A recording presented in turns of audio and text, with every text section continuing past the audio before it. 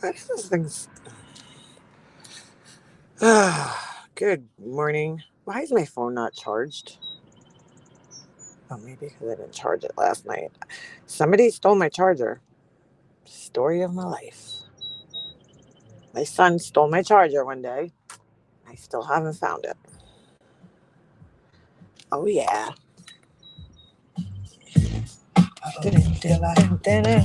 Ooh, I'm gonna get a copyright claim. Oh, yeah, but I don't really give a shit. Good morning.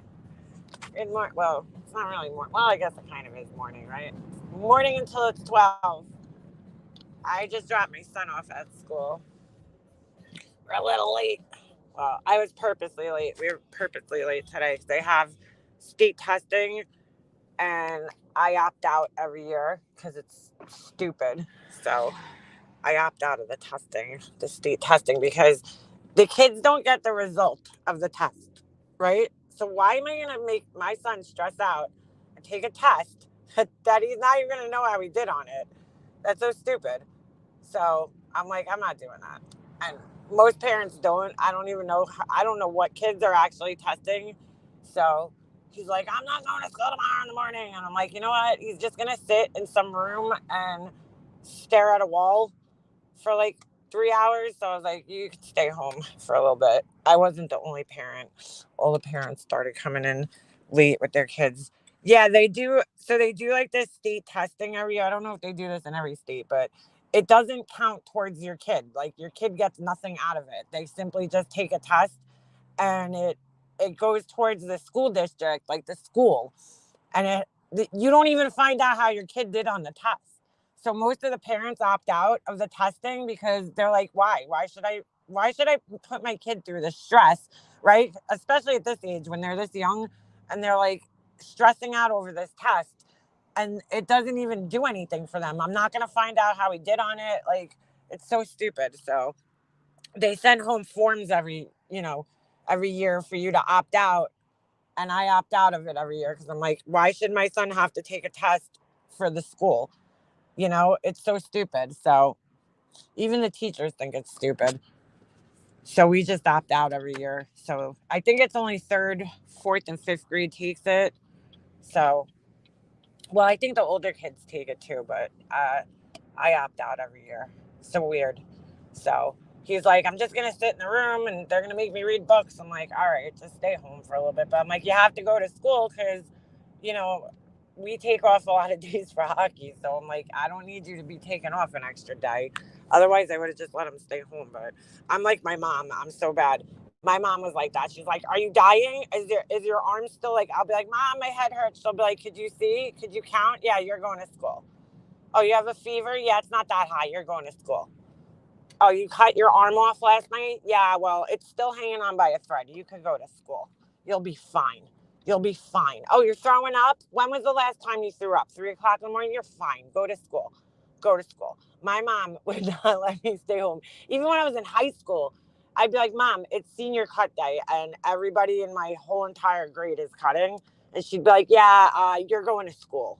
You're going to school." Ma, everybody's cutting. They're going to the parade in the city. "Yeah, you're gonna go to school, Yana." And guess what? That one day she did send me to school. I fucking got in a car accident on the way home, and I was like, "You see, if I would have went to the city with my friends, I would have never gotten a car accident." She made me go to school. I didn't matter. I could be dying, and she made me go to school. But I'm kind of the same way with Jesse. I'm like, "You're fine. You're going to school." Now I know why she made me go to school, because she was like, "Get the fuck out of here. I don't want to deal with you all day."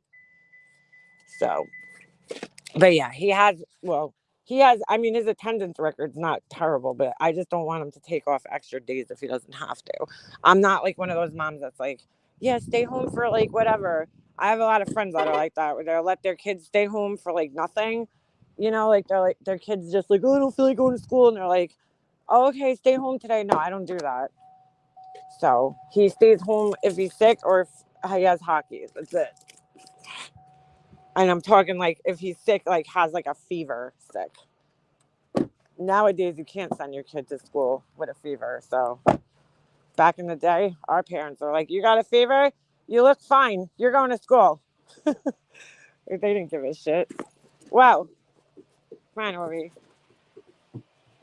And I just robbed his lunchbox because I'm like, did you eat snack yet? Give me those peanut butter sandwiches back. You know how expensive those things are? They're stupid. I hate those things. Dumbest thing ever. I'm like, this is a symbol of how lazy we are as a society, really. Those like pre-made peanut butter and jelly sandwiches. I'm like, we've gotten this lazy as a society that we can't even make the easiest sandwich that there is in the world to make. We can't even do that anymore. We're that lazy that we need to buy pre-made peanut butter and jelly sandwiches. And not only buy them, they're like an arm and a leg for these stupid fucking things. But I was like, give it back to me. I went and got them breakfast at the deli. So I'm like, give me your sandwiches back. Those things are expensive, dude. Fucking box of those things like $15, like the big box. And there's like 10 in there. It's ridiculous. Yeah, the Crustables, Uncrustables, whatever the fuck they are. I hate those things. Fucking hate those things. My son loves them though. So I'm like, and my husband actually likes them too. I'll go to like put some in Jesse's lunchbox. I'm like, where the fuck are all the Uncrustables? Those things are gross, dude. I refuse to buy them for years. And then we went on a hockey tournament and my son's friend, the mom brought them and my son had never tried them again. And I'm like looking at her like, don't you dare give my son one of those. Like, I don't want him to like those things because I would never buy them. My husband likes them. He used to buy them, but I wouldn't buy them. And then all of a sudden, she's like, Jesse, you want a peanut butter and jelly thing? And he's like, Mom, you got to buy these. I'm like, fuck. I'm like, dude, it's such a waste of money. It's such a waste of money, but it is easy in the morning because God knows, I'm not one of those moms that's like, let me make you lunch, packing like, what are those fucking things those moms have? They got like those little lunch boxes with like 20 different compartments. And they're like, let me put a little love note in here. Like, that's definitely not me. So Uncrustables it is.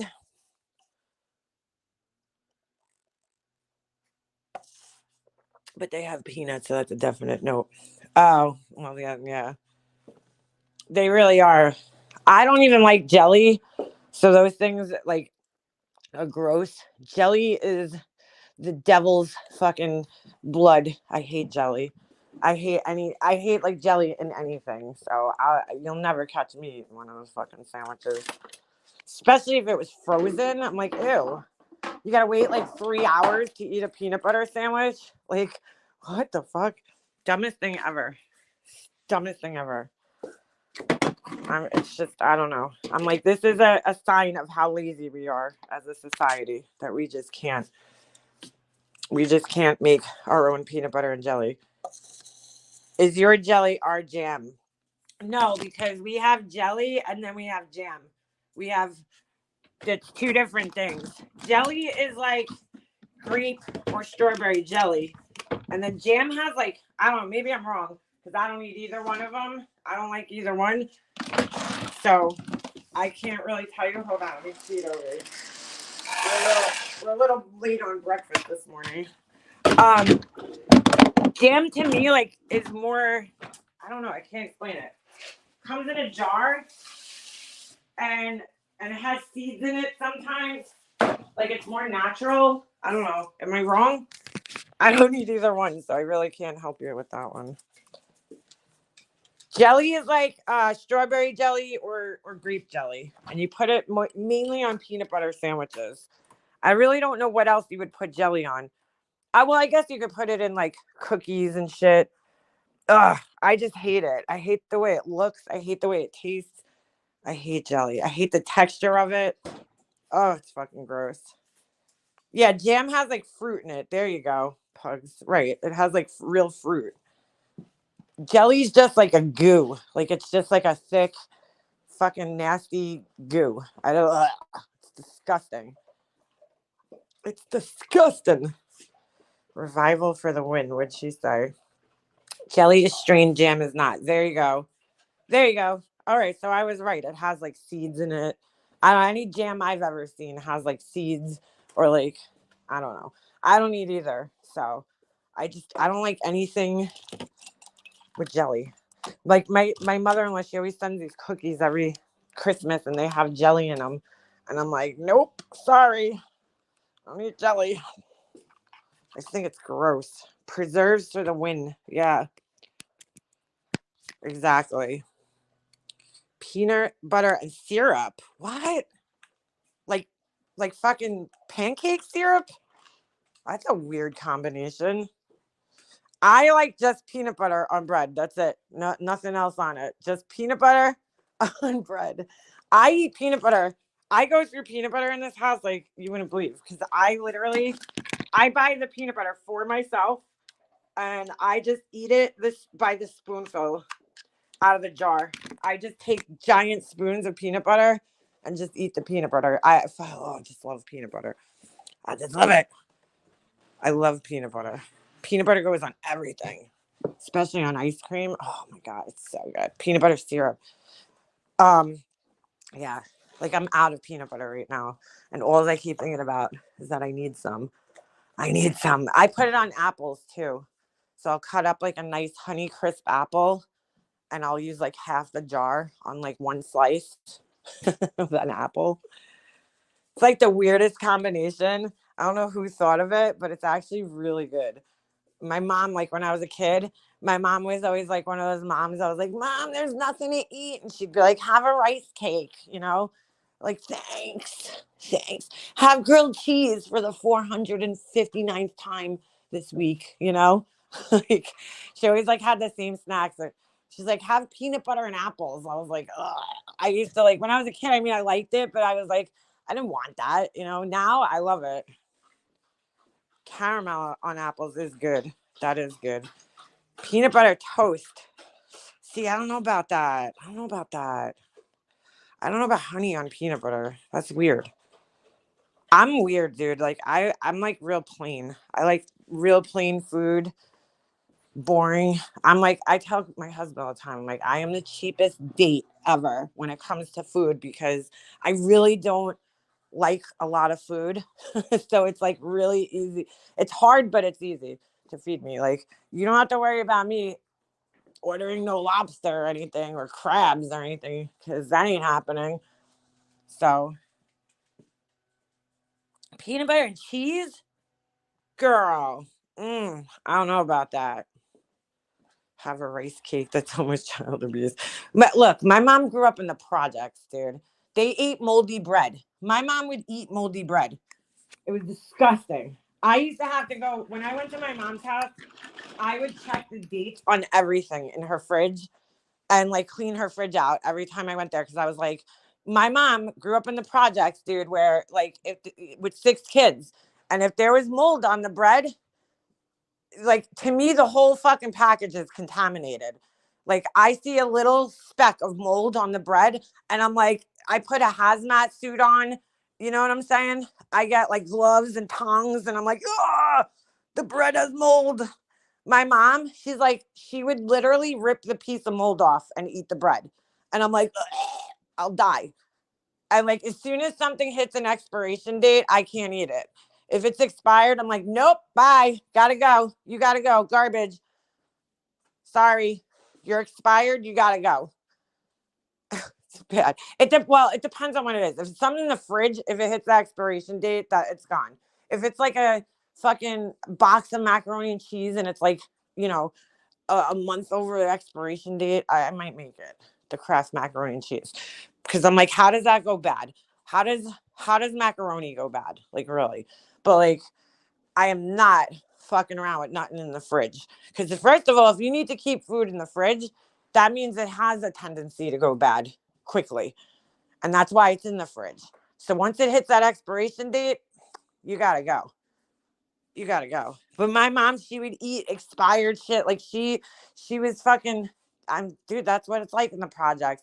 You eat food. You eat what you can. So cheese and penicillin are made from mold. Yes, I knew that, but I still ain't eating the fucking mold, bro. On the bread, it ain't happening. My mom would literally just pick that shit up and be like, I'm like, oh, you're gross. You're gross. So I always had to check everything. I'll never forget. There was one time we were like eating, I think it was like Thanksgiving dinner. And I was like, do you have soda? You know? And she's like, yeah, there's soda in the garage. So I'm thinking in my head, I'm like, all right, I know my mom doesn't drink soda. My mom never liked soda. She didn't drink it at all. She'll drink like once in a blue moon. She would buy like these little bottles of like I forgot what it was called. I don't know. Some like kind of root beer shit. So I knew that if there was like any Pepsi or anything in her garage, that there's no fucking way. Like it's new. Cause I'm like, what why would she have soda in the garage?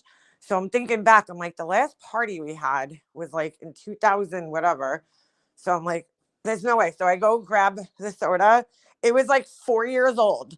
And she's like trying to give it to us. She's like, it's still good. I'm like, no, mom. I'm like, dude, it's 4 years old, bro. I'm going to like grow a tail. That's not happening. She's like, it's still good. I'm like, oh, God, that's so gross. That's so gross. But I used to go in her fridge and throw everything out. I'm like, why do you still have this? Like, why? I mean, I guess in her defense, too, it was just her in the house. So, like, it's hard to, like, eat everything. You know, like when you buy, like, a bottle of salad dressing, I mean, it's going to go bad when it's just one person in the house eating salad dressing. But she used to have so much expired shit. Not when I was a kid, you know, because we used to eat everything. But when I got older and I would go to her house, everything would be expired all the time. And I was like, oh my God, I kind of feel bad. But I was a pain in the ass about it because I was like, dude, I got food poisoning once and I don't ever want that again. So sorry. That shit was horrible. Fucking horrible. Your mom was a Pepsi addict. My mom did not like soda. She never did. She would buy it for like my dad. My dad liked soda, but he didn't even he only would drink like maybe one small cup a day. He would drink like a Pepsi or something. My brother loves soda. My brother was a big soda addict, dude. He fucking drank it. I didn't drink soda for years. I've been drinking it recently, which is bad, but I really didn't drink it for a long time. Actually, the only place I like their soda is Panera for some reason. Everywhere else, I think their soda is gross. I don't know. I found bread starter mixes on Etsy that say they're 200 years old. Yeah, no thanks. No thanks.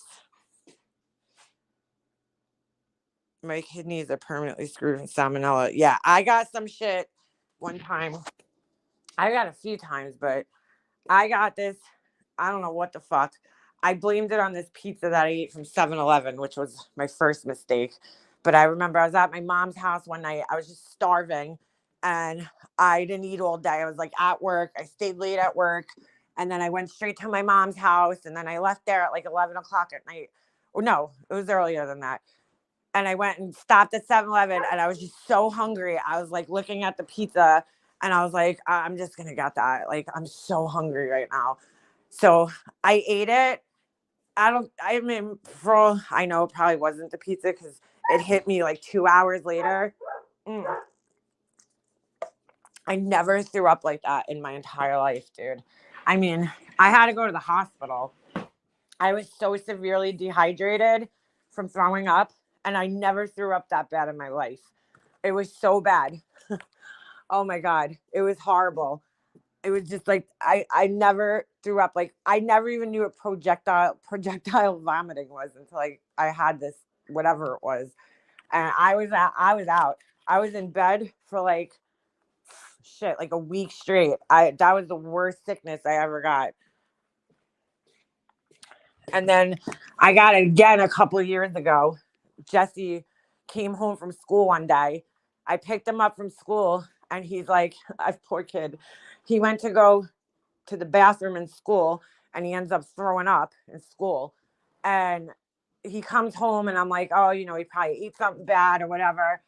Not even like a few hours later, me and my husband are both throwing up. Like, oh my God, it was so bad.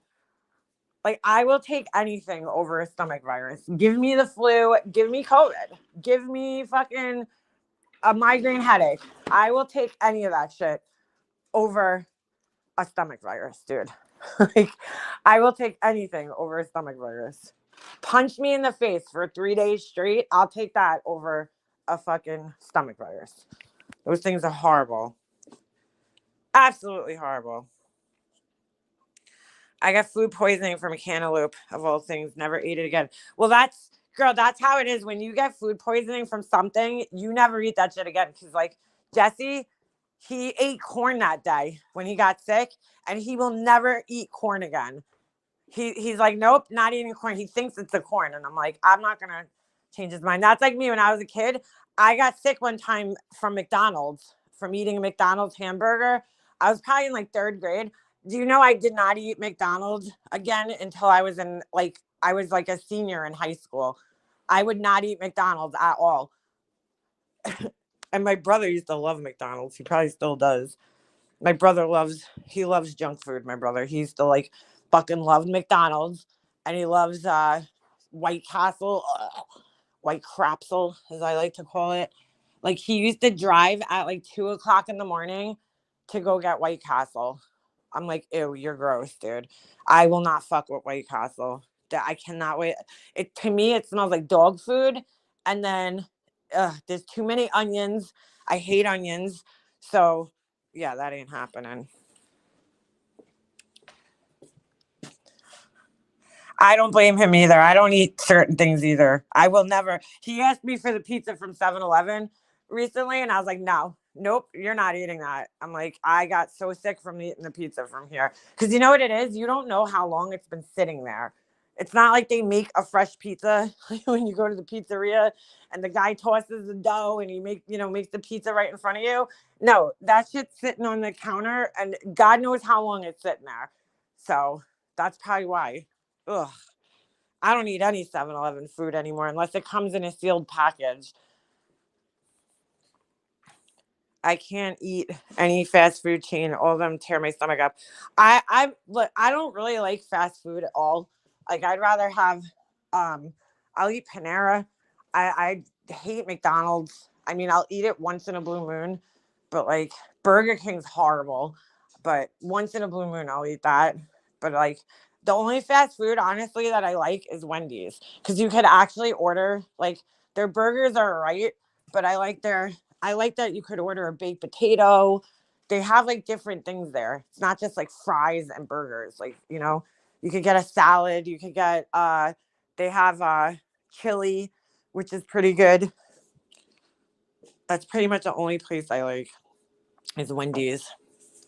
But they got the worst service there, dude. Every Wendy's I've gone to, it doesn't matter where I am, what state I'm in, their fucking system, it sucks. And the people that work there suck too.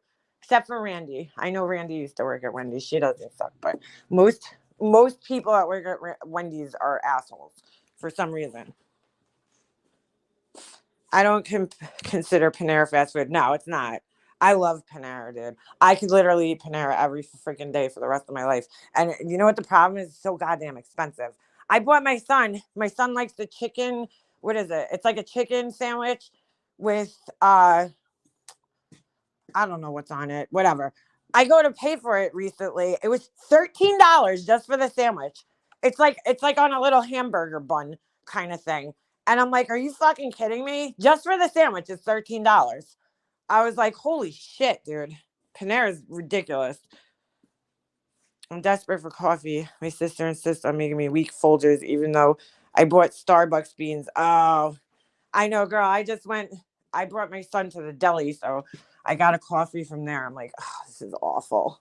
I drink 7-Eleven coffee every day. I love their coffee.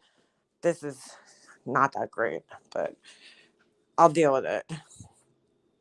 I love the onion rings. Who's that? Burger King, Arby's, and Chick-fil-A. My son loves Chick-fil-A, dude. I mean, if he sees Chick-fil-A, he won't shut up about it. I don't eat chicken, so I walk in there, and the only thing I eat on their menu is uh, the macaroni and cheese, which isn't bad, but I don't eat anything else. I won't eat chicken. Chicken. I don't like chicken. So I'm like, ugh, I hate going there. I hate going there. but if my son wants it, I'll just eat the mac and cheese, whatever. I just get a large. I don't like their fries though. Their fries are awful. I don't know. As I got older, I used to love fries when I was a kid, and now that I'm like older, I just don't like fries anymore. Wendy's fries are okay, but I don't like. I don't know. Ever since they changed it back in the day when we were kids, uh they used to fry. I think what kind of oil did they use? Like McDonald's, all those places changed the oil that they used to make their fries. Like McDonald's fries used to be so good. They were like soggy and like oh, they were so good. And now they're like dry. Ugh, they're gross. They're horrible. And they changed the oil. What do they use now? I don't know. I think they used to use peanut oil and now they use something different. And like the fries just don't taste like Burger King's fries are horrible. All those places. So when we go to like restaurants, I never get fries with my burger. I always get mashed potatoes if I can. Because I'm like, I don't know, I just don't like fries. Like Chick-fil-A's fries to me, they're gross. They're like all mealy tasting. You never had Panera beef eggs? Oh my God. You better get on that, girl. It's good.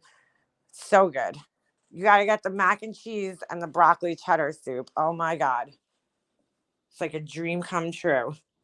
Their fries are bland. I love Mr. Beast. My son loves that guy. I was just talking about that with my friend my cousin yesterday. Cause she's like, is your son like cause my cousin Nico, she has her son's the same age as Jesse. Well, he's born he's actually younger than Jesse. He's only like by 6 months, so but they're in the same grade because Jesse was born 2012, her son's 2013, but Jesse misses a cutoff date. So they're basically like the same age, you know? So he's like, I think her son was born in June. Yeah, June. Cause yeah, Jesse's December. So she's she was talking to me. She's like, oh my God, is Jesse obsessed with Prime? And I'm like, yes, he is. Oh my God, dude. Fuck Logan Paul. Okay. By the way, this guy, I don't know if you guys like kids everywhere or it's just here, but these kids are obsessed with this prime drink that Logan Paul invented. I don't know if he invented it. He probably just put his name on it or marketed it, whatever. I mean, I've tasted them. They're all right, but it's like they're not that great. And I'm like, they must be putting something in here. I think I told you guys about this last time when I was fucking driving around. I had to go in the store and get the prime. So then she was saying that, and then Mr. Beast, he has like what chocolate bars and burgers and all this crazy shit, and the kids are obsessed with it. Anything these YouTubers do, it's just such a different world than what we lived in. You know, they like they all watch YouTube, and then they're obsessed with these, things that these YouTubers create. I like Freddy's burgers and fries, but I'm not sure if they're local or across. Wait, Clemson girl, are those in Pennsylvania, Freddy's? I never heard of that. My friend went to Clemson. Mm. He was actually a star baseball player there. One of my good friends that I grew up with. Actually, two of my friends got drafted to Major League Baseball when I was a kid. So I always tell my son about them because I'm like, you stick with something, you know, you stick with a sport like that and you get good at it and you stick with it for the rest of your life, you could go somewhere with it. Like I know three kids actually that made it to baseball. Now, granted, baseball is a lot easier to get, you know, drafted into than hockey is, but I'm just saying, you keep working at it, then you can make it somewhere and do something that you love and get paid for it. Do something that you actually love, because most of us, we graduate high school and then we go to college and we get jobs that we're not that happy in, and we end up spending the rest of our lives not being real happy with what we're doing. But I'm like, how cool would it be to get paid to play hockey? Even if you don't go to the NHL, there's other options. You could go overseas and play in Europe, and there's a lot of different things you could do. But like, how cool would it be to get paid for that? Doing something that you actually love and enjoy. So, yeah, Clemson. So yeah, my friend went there, and then my one friend got drafted out of high school, and then the other one went to college. I don't know if my one friend, he got drafted to the Expos, which isn't a team anymore. But I don't think he ever played. It's so hard when you look at the numbers, right? You think about Derek Jeter, who was who's on the Yankees for his whole career. The chances of you actually making it to a baseball team, getting drafted, and then playing in a major league game, just one at least, is slim, right? Because you could get drafted and then only play on the minor leagues, which is what happened with both my friends. They never really actually. I don't. One of them might have played in the actual game, but that happens to a lot of people. They get drafted and they never actually get pulled into the major leagues. So, um, you know, but even just getting drafted and playing in the minor leagues is still a huge thing. But like, if you think about Derek Jeter's chances of making it to Major League Baseball, it's just, crazy. We are season ticket holders for football, and my husband and son go to a lot of baseball and basketball games. Is that in Arizona, Clemson? Right?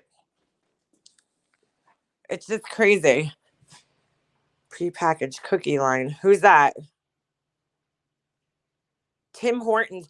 You know what? I went to Tim Hortons when I was up in Buffalo. We don't have them here. Well, there's one on Long Island, but it's not near me. Nowhere near me. There might be a few, but I think they're more near the city. I wasn't impressed. I wasn't impressed at all. I was like, really? This is it? Like, they have like donuts there. Well, granted, the one that I went to, it was like attached to a hotel. And I think I don't know if they had the full menu there. I don't think they had the full menu there. They basically just had like coffee and then a couple of breakfast sandwiches and donuts. And I was like, oh, I always thought Tim Hortons was like oh, it's upstate South Carolina. Why did I think Arizona? I don't know what the fuck I'm thinking. And I was like, I don't know. I wasn't like all that impressed, honestly. I got something from there. I got a sandwich from there for lunch. I don't remember exactly what it was. And then they didn't have fries. They gave me like chips. I'm like, oh, I want fries. I'm like, I don't want to eat chips, you know? So I don't know. I wasn't all that impressed, but it might have been just because it wasn't like a full size Tim Hortons. So my Canadian friends. Oh, everybody from Canada loves Tim Hortons. One of Jesse's friends' dads from Canada, and there was a Tim Hortons by the ice rink that we, practiced at, and he used to come in with the Tim Hortons coffee every time. And I was like, I want to try that because I always hear people like on here like raving about it that are from Canada, and I don't know, I wasn't that impressed. Not far away from the University of South Carolina. Okay. I hear that Tim Hortons has good coffee. I wasn't that like their coffee was all right. It was it just tasted like coffee. I don't know. I didn't like there was nothing crazy about it. To me it was like equal to a 7-Eleven coffee. Like there was nothing crazy about it. We hit that border and I'm Googling looking for a closest one. Pugs, you're near well, you're not near the border, but I could be to Canada in like a couple of hours. Mm. We're not that far from it. We were right up in Buffalo, right near Niagara Falls, and we didn't go. I'm so mad, but we'll be back up in Buffalo again soon.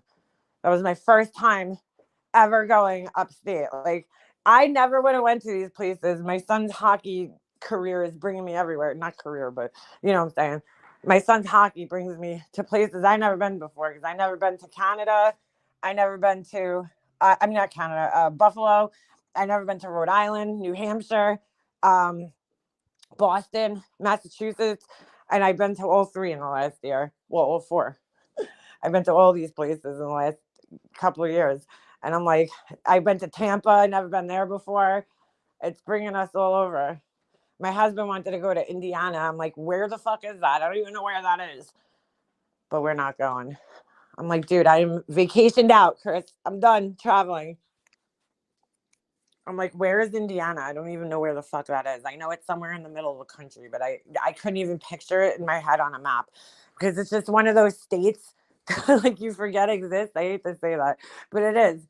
I'm like, where the fuck is that? Like, where is it? I don't even know. I know it's by like Michigan, maybe, or something like that. I don't know.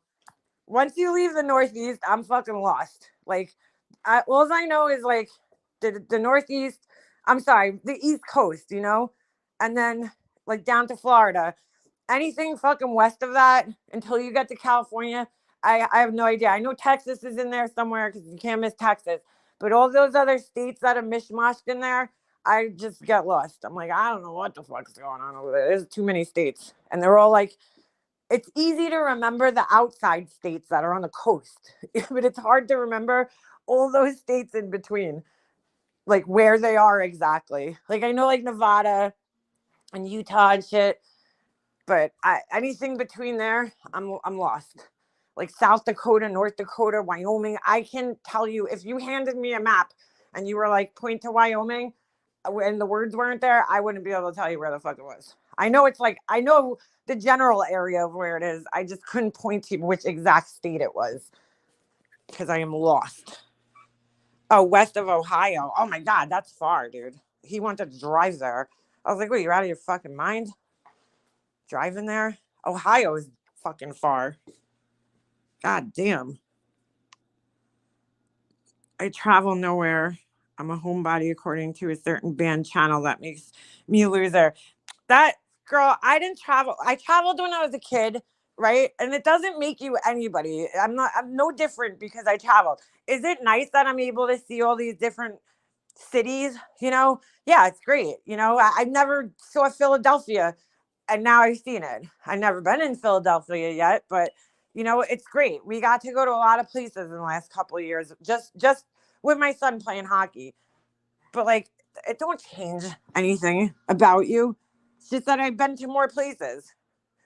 It has opened. The only thing I think it's changed about me, but I don't know if it's necessarily that, is that I was one of those people that was like, I was born in New York and I will die here. I am a New Yorker through and through. Like I will never leave this place. And I think it has opened up my mind about leaving New York. Like I would love to move to like Pennsylvania somewhere, more closer to like the Philly area. I like that area, but I I never ever in a million years would say that. Like a few years ago, I was like, oh, I'll never fucking leave New York. I'm dying here. I'm going to die in New York, be buried here, and that's it. Like, I don't want to go anywhere else. So it has opened up my mind to like wanting to leave New York. But I also think that has to do with the fact that I don't talk to my family anymore. So, like prior to them, there was no reason for me to leave New York, like I'm like, my family's here. Like, why would I leave this place? Now I feel like, that probably plays into it too, where I'm like, why am I staying here? There's nothing holding me down here anymore. Like my grandmother's gone. My mom and dad are gone. I don't talk to my brother. I don't talk to most of my aunts and uncles. Why am I staying here? Like, there's no reason for me to be here anymore, and that's probably the only, thing that's changed about me. I'm a nomad. I've moved so much. I genuinely love moving and experience of, hold on, new areas. See, I never lived outside of New York, dude. Like, and I will say though that like even going other places though, New York's always gonna be home for me, dude. Like it just feels home. I don't know. There's just something about it. Even as many times as I've left this freaking shithole, every time I come back over those bridges or I fly into the airport and I see that city skyline, I get excited. I'm just like home. There's just something about it, dude. If you've ever driven by the New York City skyline, then you understand what I'm saying. It's just like you see that city skyline, and I've seen it. I mean, a ridiculous amount of times in my life. I can't even count. It's impossible. And still, I get excited when I see it. It's like so weird because I've seen it. Like even the bridges, just seeing the bridges and just seeing the whole thing. I'm like, I'm home, you know. But I don't know. I would wait until my son grew up a little bit, but I probably would like to move to like Pennsylvania because I don't want to go anywhere where it's too hot. I would love to move to California, but that's not happening. That's definitely not happening. But we can't afford to live there. We can't even afford to live here. So you think we're gonna be able to afford to live in California? But you know, I would like to live still on the East Coast. I want to be near a beach still. Not that I'm a big beach person because I'm not, but I would like the option to go there. I've never been to New York. I'm sure it'd be cool to visit, but I'm so not a city girl. I'd be a tourist from hell. Nobody would even notice. There's a million tourists in Manhattan. You wouldn't stick out, trust me. People in Manhattan, people always think they're gonna stick out when they come to New York, and you wouldn't because there's so many other tourists that it's like mainly tourists when you go to Manhattan. I mean, it depends on what part of Manhattan you're in. If you're in like Times Square, then it's it's mostly tourists, so nobody's gonna notice you. You are invisible in Manhattan. If you want to go somewhere and stick out, Manhattan ain't the place because you're literally invisible there. Like you could be dying on the street and people would just walk right by you. They would step over you and be like bye. Or if you were like naked, I don't even think anybody would notice. You could probably walk around naked and people would just be like, oh yeah, that girl's naked, cool. I don't even like That's how it is in the city. Manhattan's it's a harsh place, dude. You get lost there very quickly. Mm. But yeah, because everybody's always like, oh, I'd look like a tourist, but you really don't because there's so many tourists there, dude. There's so many fucking tourists there. It's mostly tourists. Most of the people in Manhattan don't even come from New York.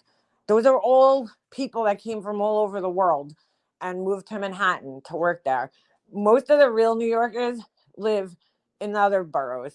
They live in Brooklyn, Queens, Bronx. That's the real New Yorkers. That's the heart of New York. Staten Island, kind of. No. And Long Island. We're not a borough, but I mean, that's where the real New Yorkers are. The people in Manhattan, that's all the misplaced people that came here. It's all the nomads, the travelers. They're not real New Yorkers. They try to be, but they're not. Most of the Manhattanites are fakes. They come from other places to come here. United together. Right? If you look up at the buildings, we know you're a tourist. That's not true. I still look up at the buildings. I still look up at them because no matter how many times I go there, it still amazes me. I've been to the city. There's no way I can even count how many times I've been to the city in my life. And it still amazes me, even though I've been there countless amounts of times, you know? I've been to New York once.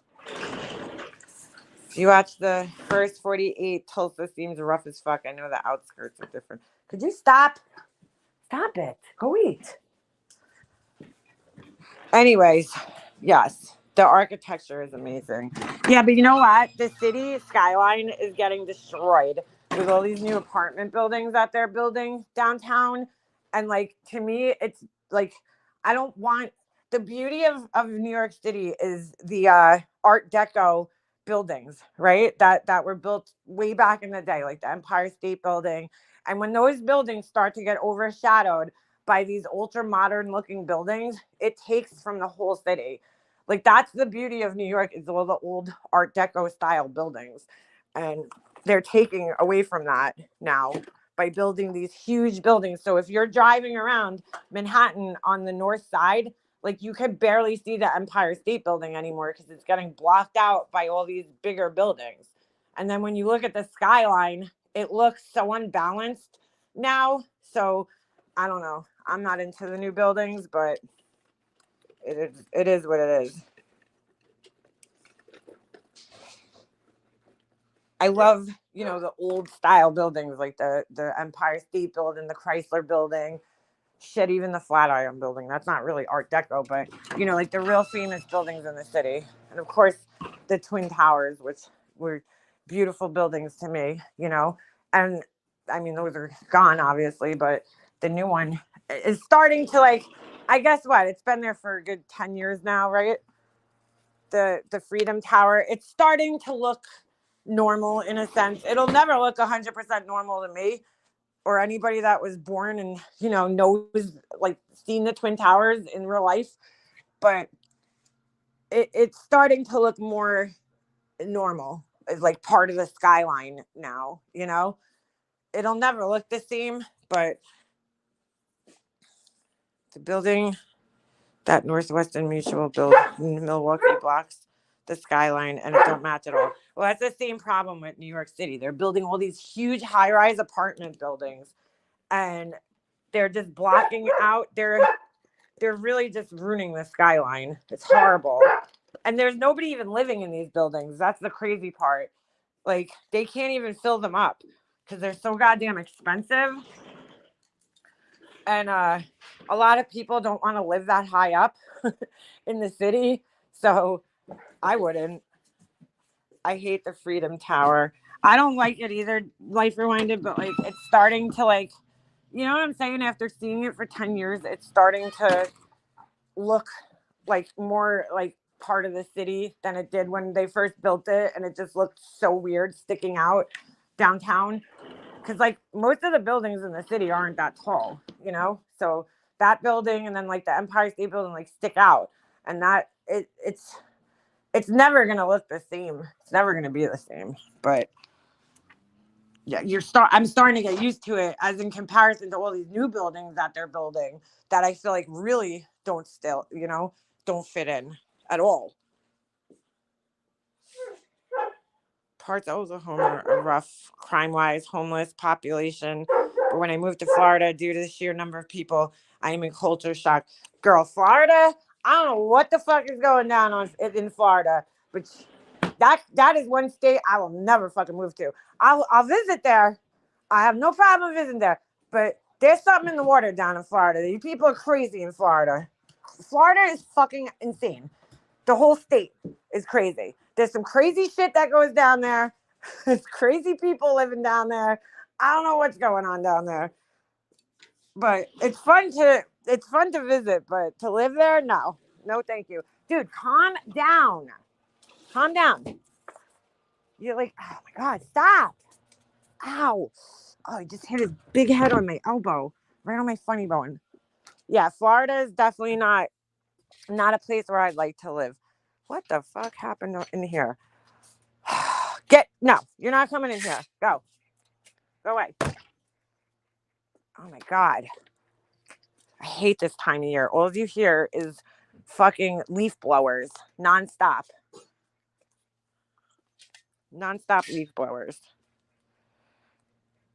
So anyway, fucking full on drama comes in to Queen Bee's thing yesterday and starts some random bullshit with me.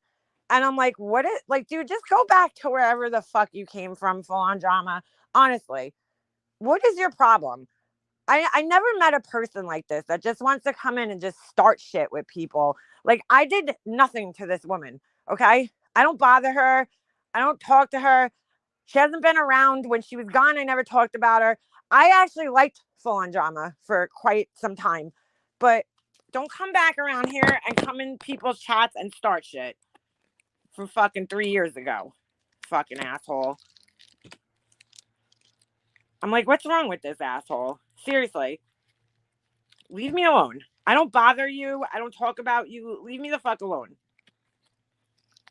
Jerk off. I mean, she literally just went up there to start some shit.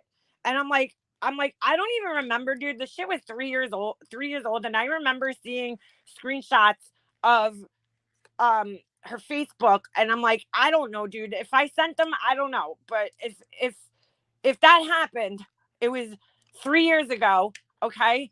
And I don't even like remember. So I'm not going to defend myself against something that I don't even really remember what exactly happened when I was friends with Laura and Tiffany. And yes, I made a lot of mistakes and did stupid shit when I was friends with them, both of them, but I haven't bothered you. I don't bother you. And from what I remember, I do remember one thing is that came out, or something came out, where we were talking about Full On Drama on Facebook messages. And I remembered Full On Drama being friendly with me after that all came out with the Facebook messages and shit. So I'm like, so why would you be friends with me right after that and now be mad at me 3 years later? That makes no fucking sense. You know what I'm saying? Whatever it was, I don't even remember. So I'm not gonna like, I wouldn't speak on it because I don't remember. I'd have to look back through like fucking 3-year-old text messages to remember exactly what happened. I'm not gonna fucking put my foot in my mouth. But don't come back here starting shit when I do remember something coming out about that, because when I got in a fight with Tiffany, she just started posting, all sorts of messages, personal messages between me, her, and Laura. And then I don't remember exactly what happened. So I'm not going to, why would I speak on something and insert my foot in my mouth when I don't remember exactly what went on? I remember seeing many screenshots from her Facebook page. So I don't know, could her kids have been in some of those screenshots? Yeah. But I don't remember exactly what happened because, like, Full On Drama, you're not that important to me, dude, for me to even fucking remember this shit. But don't sit there and just go up on somebody's panel in front of a chat of 800 people and totally fucking misrepresent what happened, because you forgot to mention the part where when Tiffany put out all of our messages, you were cool with me after that. We were fine. I used to come up on your panels and be friends with you. So, and you knew about that back then. So why would you be mad again 3 years later? Make it make sense. Or 2 years later, whatever it is. That shit pisses me off. Don't get angry about something at me that you weren't angry about, right? That, you know what I'm saying? Like, you weren't angry about it 3 years ago when you found out about it, but now you're angry about it. That doesn't make sense. I don't know what I did to this person, but they came back. I was nice to them in a chat one day. This was the last time that they came back. And then they randomly started in with me again. And I'm like, dude, I don't like, you're too bipolar. I can't be around a person like that. I'm not cool. I don't fuck with crazy, bro. If there's something wrong with you, if you're not stable for the most part, hence the reason I'm not friends with Tiffany anymore, because Tiffany's not a stable person. Okay. She's somebody who has ups and downs, highs and lows. One day she's cool, the next day she's flipping out on somebody. And I just don't have the patience or the time. Mandy's like that. I don't have fucking the space in my life for that type of fucking behavior. So I can't be near people like that. I don't surround myself with people who don't have stable moods. You know what I'm saying? If your mood's unstable, we can't be friends. Sorry. I mean, everybody has obvious fluctuations in moods once in a while, but if your fluctuations are outweighing your stability, then there's a problem there. Okay? And I don't need that in my life. I don't need it. Full On Drama, unfortunately, that they're one of those people that their moods, they're not stable. They're not. I'm sorry. You're just not stable in your moods. And I just don't want that around me. So stay the fuck away from me, and I'll stay the fuck away from you. Oh my God. Yeah, that was the other thing, B-Fergs. Yeah, she never forgave me for saying that it looked like she was carrying a Vera Bradley purse. I said she looked, and that, what's so funny? That was from some video that somebody posted.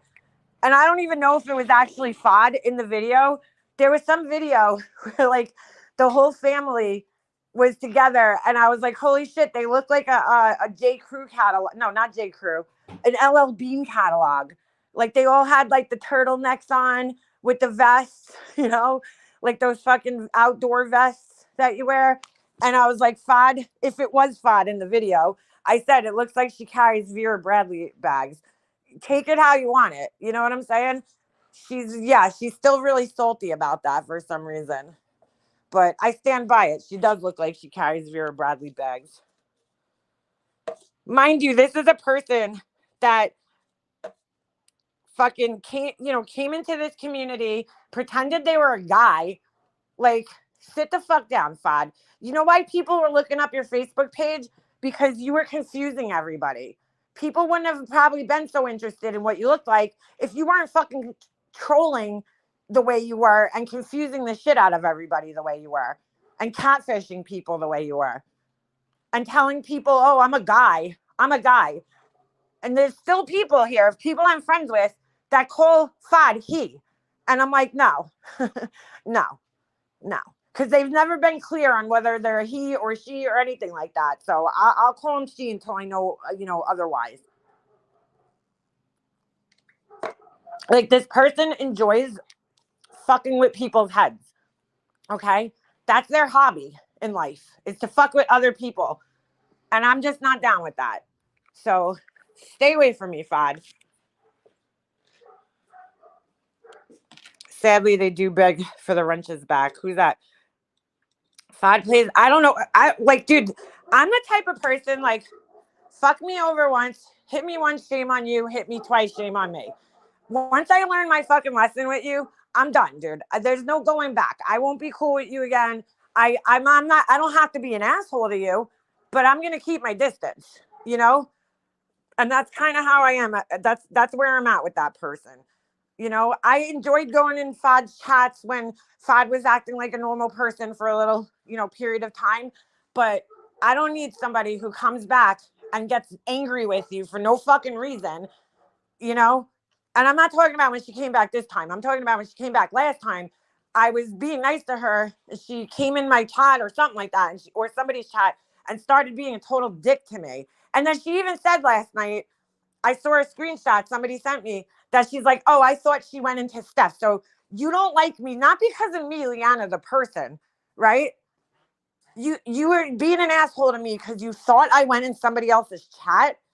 First of all, I haven't talked to Steph or about Steph or even thought about Steph in over a year, dude. Well over a year. Like, what are you talking about? I don't go in Steph's chat. I don't want nothing to do with that girl.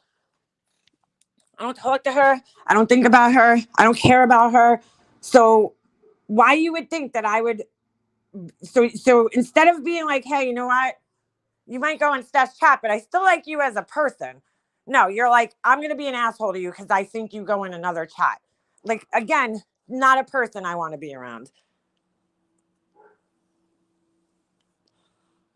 Steph loves Vera Bradley? Really? I wouldn't think she would. Like, I don't got nothing against Vera Bradley. I was just saying. She looks like she has a Vera Bradley bag.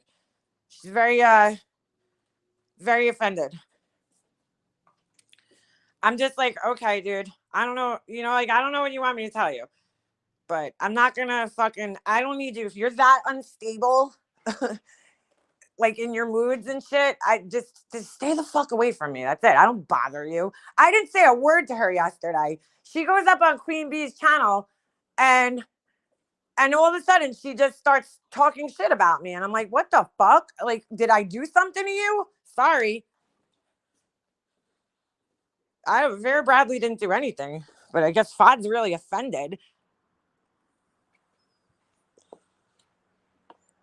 Like, yeah, it is funny. I won't go back, dude. Like, that's it. Once I'm done with you, you show me who you are. I'm going to take your word for it and just keep my fucking distance. Yeah, Beefers, that's a problem. People have short-term memory around here. I don't forget people like that. You ain't gonna sweet talk me or fucking come in here. It's a done deal. And she could go make videos about me. I ain't gonna fucking pay attention or respond because I don't watch her channel. I don't want to listen to her. I just don't care that much. Sorry. Sorry, not sorry. Sorry, not sorry. Everything I heard about Fad is not someone that I want around me. Yeah, well, same here. Same here. Fad got mad at me, okay? She's like, oh, she was looking at... Let's just make a little comparison here, shall we? She's like, oh, she was sending pictures. Let's just say I did. I don't even remember if I did or not, but let's just say I did, okay? Oh, she was sending pictures of my kids I remember seeing screenshots of her Facebook. So maybe I did. I don't remember. I honestly don't. And I'm not going to deny it because I don't remember. But let's just say I did. Okay. Took screenshots of her Facebook 3 years ago. And I sent one to Tiffany and Laura in our private messages. Okay. private messages. Is it right? Well, I guess not, you know? But at the same time, let's compare that to calling CPS on somebody, not once, but twice, because the same person called CPS on, she manipulated Dumpy Dump into calling CPS on somebody that she didn't like for the second time. Okay. So which one's a little worse to you, honestly? Me sharing a private message with some screenshots from her Facebook, or that? And her and I fought about this back in the day, because when she originally did it, you know, based on what she saw, I don't think it warranted. Now, she says she's a mandated reporter. I don't believe that, but if you want to believe it, that's fine. No mandated reporter would have called, you know, authorities on Brian for what they saw. Do I agree with what Brian did and said in that video to his kid? No, not at all. But like, we moved past all this shit, though. Even that, I moved past all this shit. I don't want to live in 3 years ago shit that happened when I was friends with two people that caused nothing but trouble in my life. If I've done something like that in the last 3 years, then fine. But my behavior is completely different. So I don't need to be part of that anymore. Leave me out of it. I don't want to relive those days. You know, if you want to come back here and you want to live in the past, that's on you. But don't drag us all down into that shit. We all moved past it for the most part. She's not a pleasant person. She can be a pleasant person. You know, if she just acted like a normal fucking human being and stopped being such a fucking Karen all the time, then, you know what I'm saying? Then everything would be cool. But she, you know, she could be cool, but then she could also be a huge fucking Karen. And I just don't want anything to do with that. FOD works with children, needless to say, that's very scary. Yeah, it is very scary. So just stay away from me, FOD, and I'll stay away from you. Okay? Thanks. I don't give a fuck who's friends with you. You know, I'm not gonna be mad at people if they go into her chat and shit. I'm not like that. But I got no use for that person in my life, because all they do is cause trouble. And I just don't. I purposely rid my personal life of troublemakers and toxic people. I spend years dealing with this shit and going through my life and ridding my life of toxic people. So there's no way in hell I'm going to keep some person like that around on the internet. That ain't happening. She wasn't there for the whole thing that happened with the child. She walked in on something and jumped to conclusions. Yeah, exactly. Like Brian, dude, I could say a lot of things about Brian. Okay. A lot. There's a lot of things we could say about Brian, but do I think that Brian's abusive towards his kids? No, absolutely not. You know, and I think that was completely unwarranted, regardless of what Brian thinks I even did, because he likes to blame me for shit too. I don't think that anything Brian's ever done on here warrants that. You're wasting the authorities' time, and that shit pisses me off. You know, because I was, if it was real, then something would have happened, but it was an unfounded call, right? So it was based on something real, right? They didn't make a false call, FOD. They didn't call, you know, and make stuff up. They called on something that they actually witnessed. But the thing is, what they witnessed, to me, was it right? No. But was it worth, you know, CPS? No. And if you were a mandated reporter, you would know that.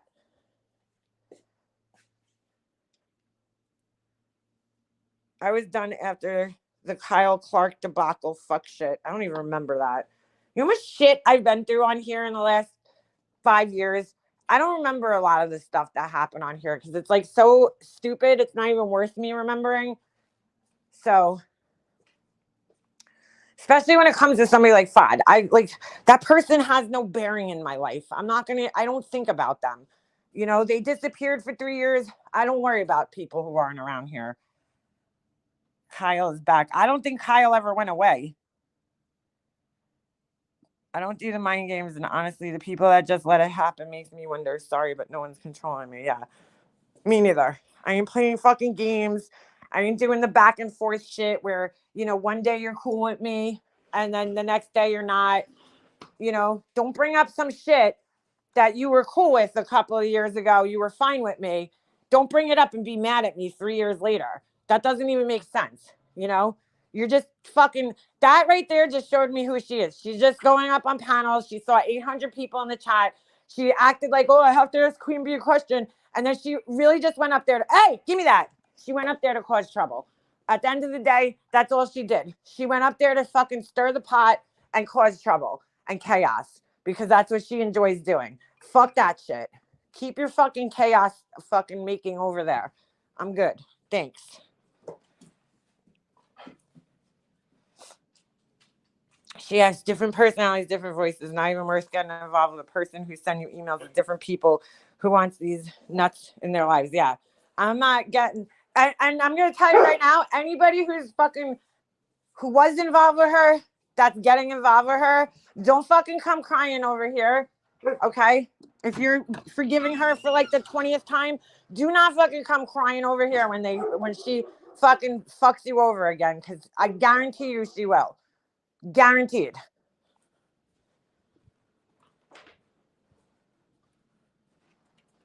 How does she pose too as a black man? Yeah. She's all over the internet posing as different people. I ain't got time for that shit.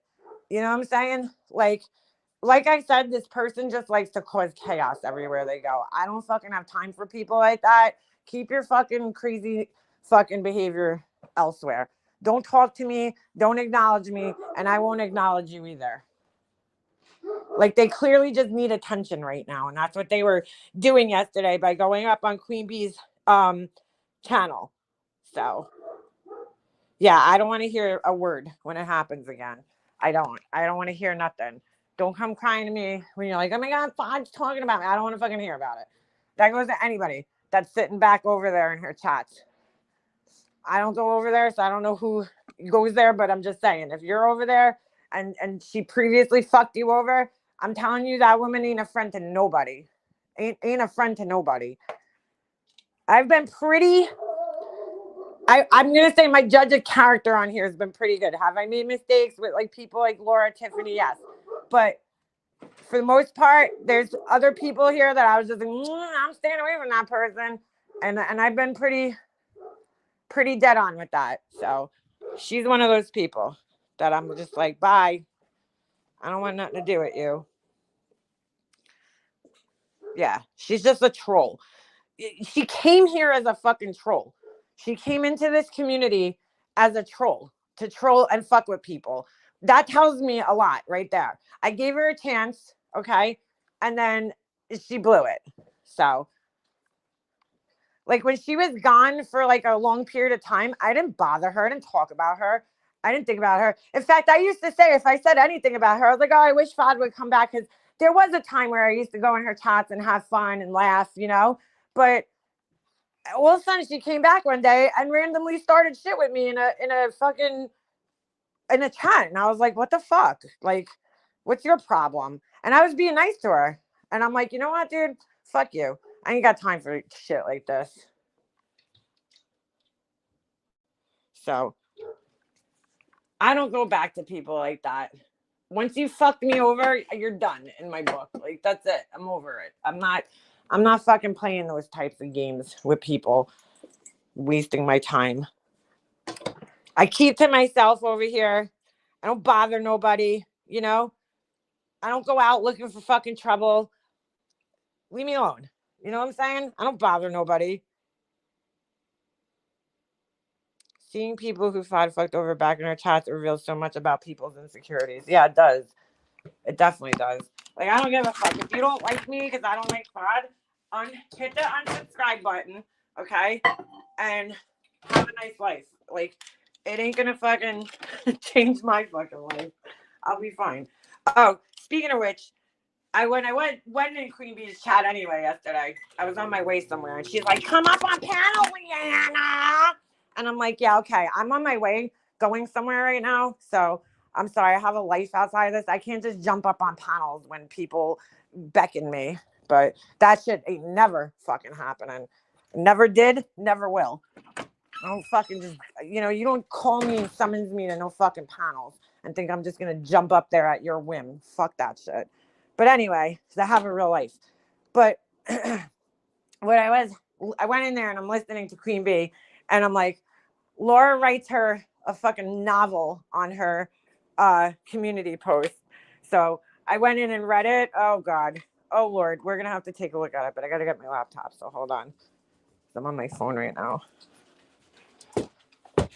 Hold on. On top of that, she's cool with MGL. Oh, get out of here. Is she really? That's even worse. That's even more of a reason why I don't want to fucking talk to her. As if I needed another reason. But yeah, just stay away from me, dude. Stay the fuck away from me, please. Keep my name out of your mouth, and I'll keep yours out of my mouth. Okay? Thanks. Hold on a second. I guess I grabbed my laptop, which I left outside last night. Oh my God, dude. I'm trying to get this website together. What a nightmare. What a fucking nightmare.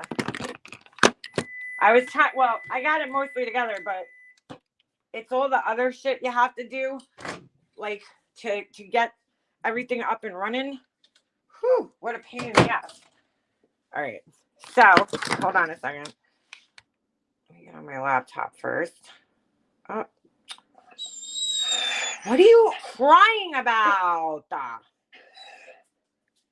All right, dude, I see you, bro. I can't have my hand on your body at all times during the day. I know you want me to, but it's just kind of impossible. Okay? I'm petting you. I am petting you. But I can't do that all day. I need my hands sometimes. I need my hands. All right, so. All right, dude, get out of here. Come on, Obi, stop. Oh, my God, he's chewing on me. Could you stop chewing on me, please? Oh, sorry. Okay, stop. Stop.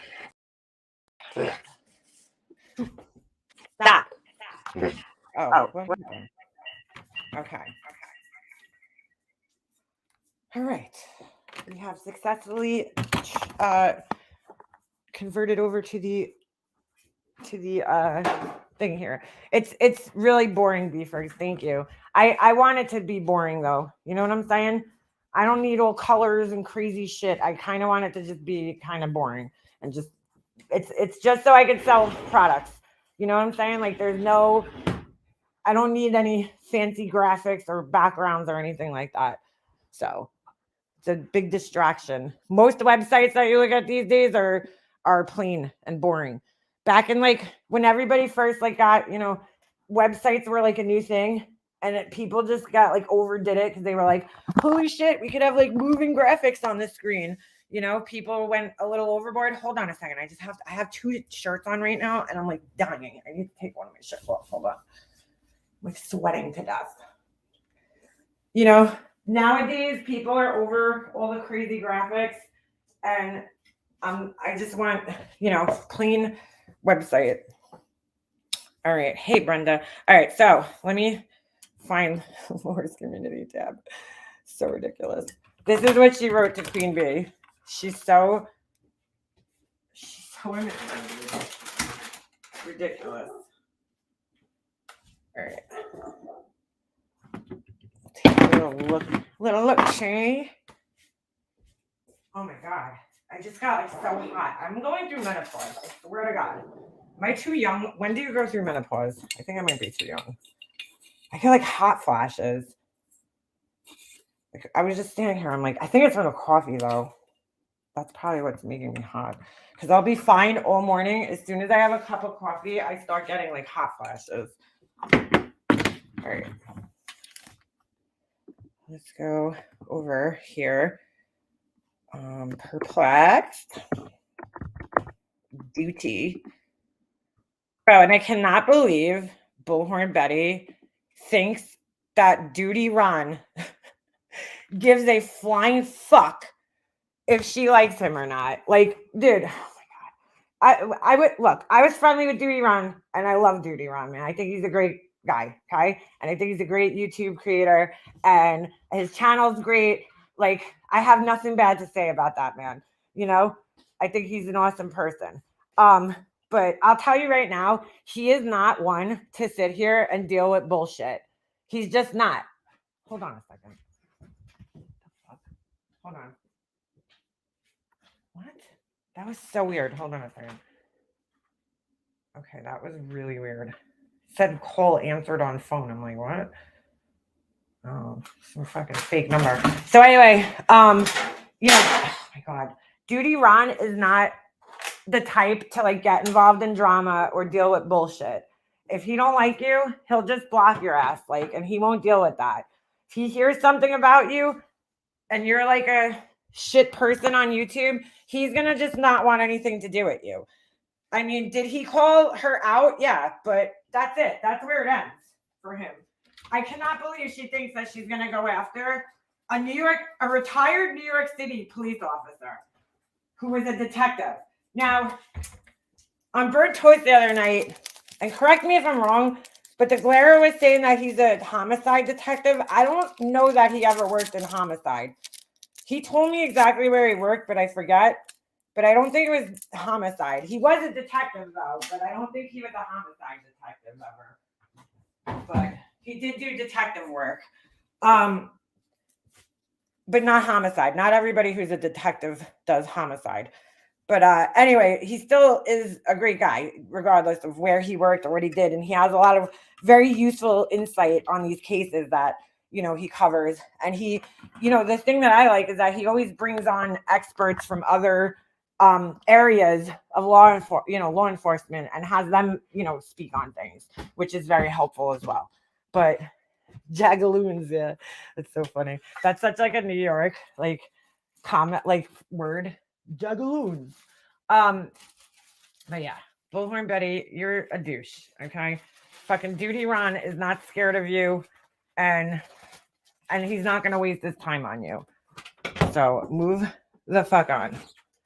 He's considered homicide first grade detective. Oh, he was homicide. I don't know. I didn't even realize that. But either way, he's good people, and you're not even close to on his level. No, you're not blocked, Camo Queenie. I see you. Why would you be blocked in here? All right, so hold on. Let me go to Laura's community post. I just love reading these fucking completely childish, ridiculous community posts that she does, because I think it's just fucking hilarious coming from a 40, 50-something-year-old woman. It's like, Laura, God, you gotta grow up. All right. Hold on. My laptop's being a dick, as per usual. Oh, my God. Hold on. Oh, shit. I'm doing too many things right now over here. This is so funny. There's actually a couple of them. So, hold on. Hold on.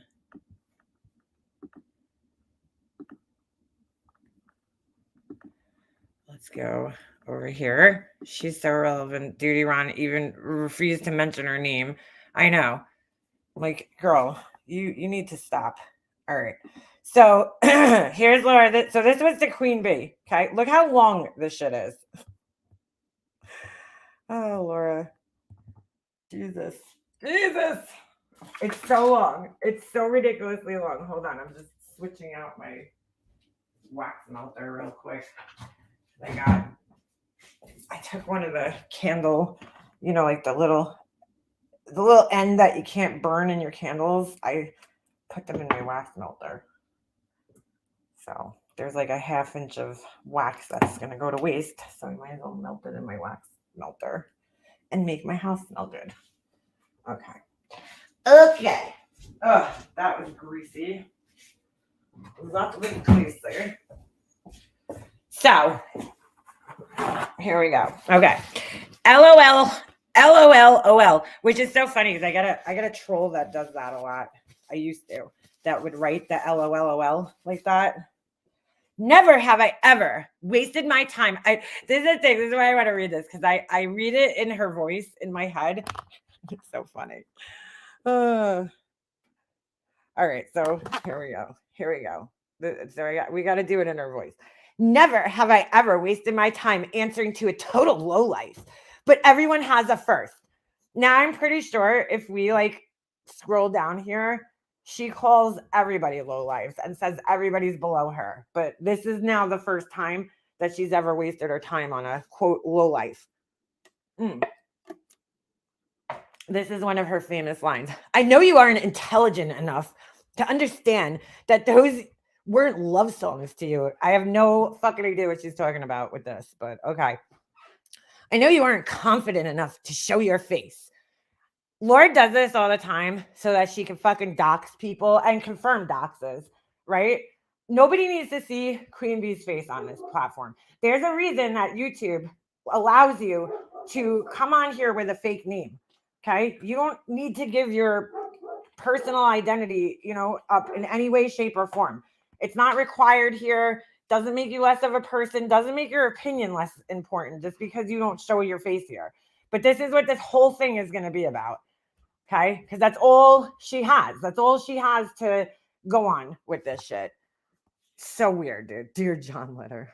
Okay. I know you aren't secure enough to look someone in the eye when you fight with them. First of all, like, how the fuck do you look anybody in the eye on YouTube? Like, you're looking into a camera, Laura. Get the fuck out of here. So immature. Anyway, hold on. When you fight them, I know you aren't strong enough to stand on your own, and I know you just aren't mature enough or have been around long enough to comprehend I wasn't triggered at all. All caps, bro. She's not triggered at all. This fucking huge manifesto here just screams not triggered, right? Screams not triggered. Okay. So hold on.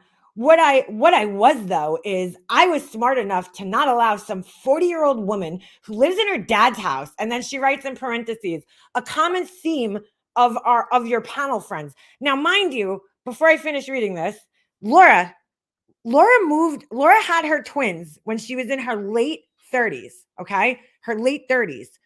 She moved back in with her mom when she was pregnant with her twins, okay? In her late 30s. And she lived with her mom for several years after that, which brought her into her early 40s, okay? So she lived with her mom. Her dad, unfortunately passed away during that time.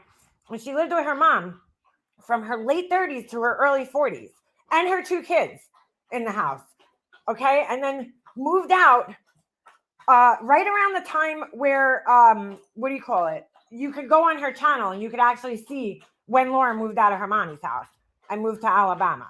So when she moved to Alabama, right when she was doing the Making a Murderer shit on here, that's when she moved out of her mom's house. So she was already in her 40s. But she has the balls to sit here and talk shit on somebody else who was fucking living in their parents' house, which I don't even know if that's true or not. I'm just saying. If it is true, who cares, Laura? You did the same thing. Sometimes that happens. Sometimes people fall on hard times in their life and they have to move back in with family members. And I'll tell you right now, if my mom was still alive and I wasn't married, I'd be living with my mom too. So just saying. I love my mom. So anyway, she's such an asshole. Like, this is the things that are, important, but it's like, Laura, you are totally the pot calling the kettle black over here. I mean, come on. Anyway, so, all right. Who lives at her dad's house, stays online 10 hours a day, 7 days a week to sit there and lie about me and run with it. We all had big numbers, QB. You are far from special. I sense some jealousy here. Most of us are sitting back laughing because we will be here when your numbers drop and your buds drop as well. Like, what? What does that even mean, dude? What the fuck does this even mean? And your buds drop? What does that even mean? And we have seen it 100 times before. I don't know, Laura, man. She's got fucking like, whenever I go into Queen Bee's chat, she's got like 800 to 1,000 people in there. I mean, that's pretty good, dude. For a new channel too. I mean, she's a fairly new channel. I'm sensing a little jealousy here, Laura. Sensing a little jealousy because, like, you're the one who's always bringing numbers up. Always. And I'm sensing a little bit jealousy. Anyway, all right. Having Nick simp for you all over when you were watching the whole time is the biggest joke I have ever heard. Hey, since you think you're all that, cam up and look me in the eye like a real queen. Oh wait, you can't, because you aren't anything but a weak little joke. Oh my god, dude. By the way, did you really contact yet another family?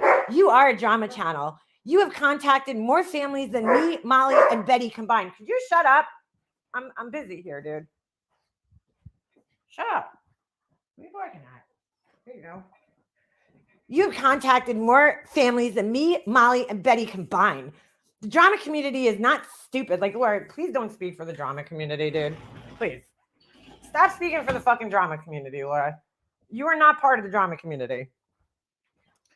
Anyway, but she always does this. She speaks for other people, like where it's like, Laura, you don't even know what any of us are thinking. You know, like, stop speaking for other people. You don't know what other people are thinking. Anyway, hold on. The community, you are a drama channel. You have contact. Okay. The community is not stupid. And from the way you talk about numbers, you are in for a huge shock when you stop talking about the very people that bring you numbers. Anyone could talk about Molly and get 600 people.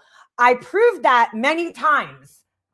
So Laura, that just tells you she always does this to herself. She fucking tells on herself because she just told on herself that she only talked about Molly Golightly for the numbers because she knows that it brings numbers.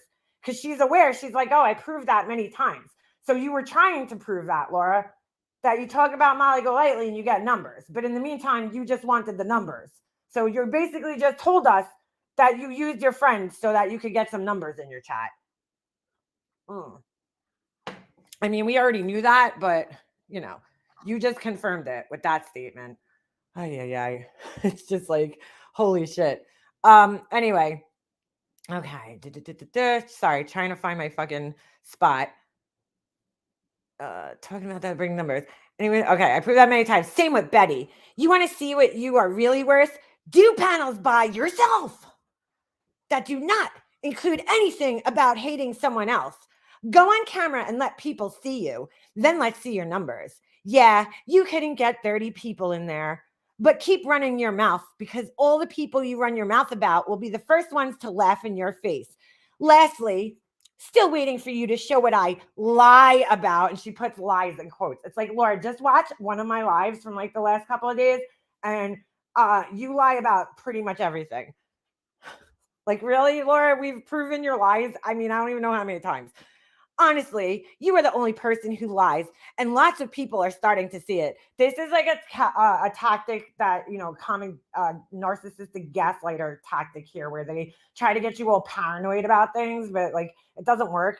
But they try it. They still try it. It doesn't stop them from trying. Where they try to get you all paranoid about things. You're like, oh my God, everybody sees it, you know, and you're sitting there biting your fucking nails because you're so nervous because like people are seeing it. They're seeing it. Everybody sees it. Oh my God. You know, it's like, oh God, Laura, do better. Try better. Try harder. Whatever. All right. Shit. You couldn't get 30 people. Keep running your mouth because all the people you run your mouth about will be the first ones to laugh in your face. Lastly, oh wait, I read that already. Sorry. Honestly, all right. So again, keep my name out of your mouth. Stop blaming me for stuff that I have nothing to do with, and I will never speak about you. And if you're going to run your mouth about me, cam up because I don't fight with people who aren't secure enough to stand in their own or confident enough to go on camera. This is the only thing Laura has. It's the only fucking thing she has. She's like, oh my God, they can't go on their own panel by themselves. Oh my God, they can't cam up. Like, all right, Laura, that's really sad when I have more respect for someone I hate because they put themselves out there than some keyboard warrior who doesn't even support herself or her kids on her own. You are such a joke. Sit all the way down. Laura, you sit all the way the fuck down because when you needed help from your mommy, okay, and your two kids because your baby daddy wasn't around, bro. Because you had a one night stand and got fucking pregnant, like that movie, whatever the fuck that movie was with what's his face? I don't know. I'm not good at movies. You guys know what I'm talking about. Fuck. What was that movie where they fucking sleep together? Knocked Up. Fucking Laura's like, that's Laura's life story. Okay. Except she got knocked up with twins and then had to move back in with her mommy so she could raise her kids because she couldn't afford to do it on her own. Okay. And she's going to sit here though and talk shit. Like, this is the same way about Laura talking shit about my teeth. It's like, Laura, look at your fucking teeth, bro. A couple of years ago. Okay. You had the balls to sit here and talk about somebody else's teeth. That's like Laura saying that somebody else looks like a horse. Like, you know what I'm saying? It's like, dude, you got some balls, okay? You shouldn't be saying anybody looks like a horse. But give me a fucking break, dude. Like, you're going to say something about somebody who had I don't even know if that's true, but even if it is, okay, it's like, Laura, grow the fuck up, dude, because you lived with your mommy and had help from your mommy, okay? When you were in your late 30s, early 40s with your kids. So you're on government assistance, Laura. Sit the fuck down, okay? Like, if you're going to go after people, Laura, make sure your fucking backyard's clean before you start going after people like that in that way. You know what I'm saying? Fucking unbelievable. So I don't know what the fuck this is. Want to see the reason why little punk ass bish snitches should mind their own business? And she doesn't put a question mark there. Here's why. I truly have secondhand embarrassment for this guy. When I, a 100% female, have a bigger set of balls than an alleged grown man, an MMA fighter who is nothing more than a punk ass snitch, they should really evaluate their lives. Laura, Laura, there's a reason why Laura's single. I wouldn't go around bragging that you have balls, dude. That means there's something fucking wrong down there, girl. If you're 100% female and you got big balls, well, there's something wrong there. Something wrong there. You should have had that fixed down in Mexico, honestly, if that's the case. Seriously, they probably could have gave you a 2-for-1. The first screenshot is from the little punk ass snitch. The second one is my message to Tracy before I went live. Hey, snitch. Tracy and I go back years in this community, a community you know nothing about. So please sit down, little boy, and let the non-snitches do our thing. Go back to first grade. Somebody who just said, let us do our thing, and seriously meant it too. Like, she's going to tell somebody to go back to first grade. Okay. So I have no idea what this even is. And also, Laura restreamed your entire video. Is this what she's mad about? Or why are you so upset about that? Yeah, why she always pick the most mundane comments and like fucking make such a big deal about them? Like, she took my comment out of her chat the other day and made this long community post, and I was like, dude, that was like the fucking least of what I said about you. Like, the least like worst thing I said about you. But okay, that's the one you want to get mad about, then I guess so. Oh my God, she's such a child. Please stop putting me in the same category as Betty or Molly. I am nothing like either. And you know that. And you know that. Other than that, great job. I'm going to restream it. Don't strike me, LOL. Laura, you are in the same category as Betty and Molly. I see. This is so fucked up because I thought you're friends with MGL. Why don't you want to be? You sit here defending her. Make this make sense for me for a second. Laura sits here defending Molly Golightly nonstop, okay? But then she's offended when somebody puts her in the same category as her. Like, what? Why would you get offended, Laura? I thought she was like this great person and she's never done anything wrong. Why are you so offended that you're in the same category as her? What kind of friend are you that you get like fucking pissed off that you get put in the same category as somebody? It's kind of weird, no? And she posts this. She posted on her own community page. Oh, shit. Sorry. I didn't know this. All right. Bye-bye. I don't want to see your kids. I'm good on this. Hello? All right. Yeah. So I just think Laura's community posts are fucking entertaining because it sounds like they were written by a fucking 3-year-old, like, child. It's just like, come on, Laura, grow up. She did say she's going to do something gives her permission. Wait, if she just restreamed it, no commentary, etc., she could get a legit copyright violation. Oh, so she restreamed somebody's. I don't know what happened because I don't pay all that close attention to her. But did she restream somebody's live stream? I'm sure it's on. I'm sure it's on. Is it this? I'm sure. Yeah. Oh, if it's this, then okay. Yeah, this is from one day ago. Ah, shit. My friend's calling me. I have to call her back. She was ripping up Duty Ron and wait, Laura was? Oh, Laura, what are you going after Duty Ron for now, too? Oh, Duty Ron. Never mind. I'm just gonna be quiet. I'm pretty sure he knows Laura's a whole ass fucking joke, but good God, Laura. Good God. She was ripping up Duty Ron and defending Betty. Are you fucking kidding me?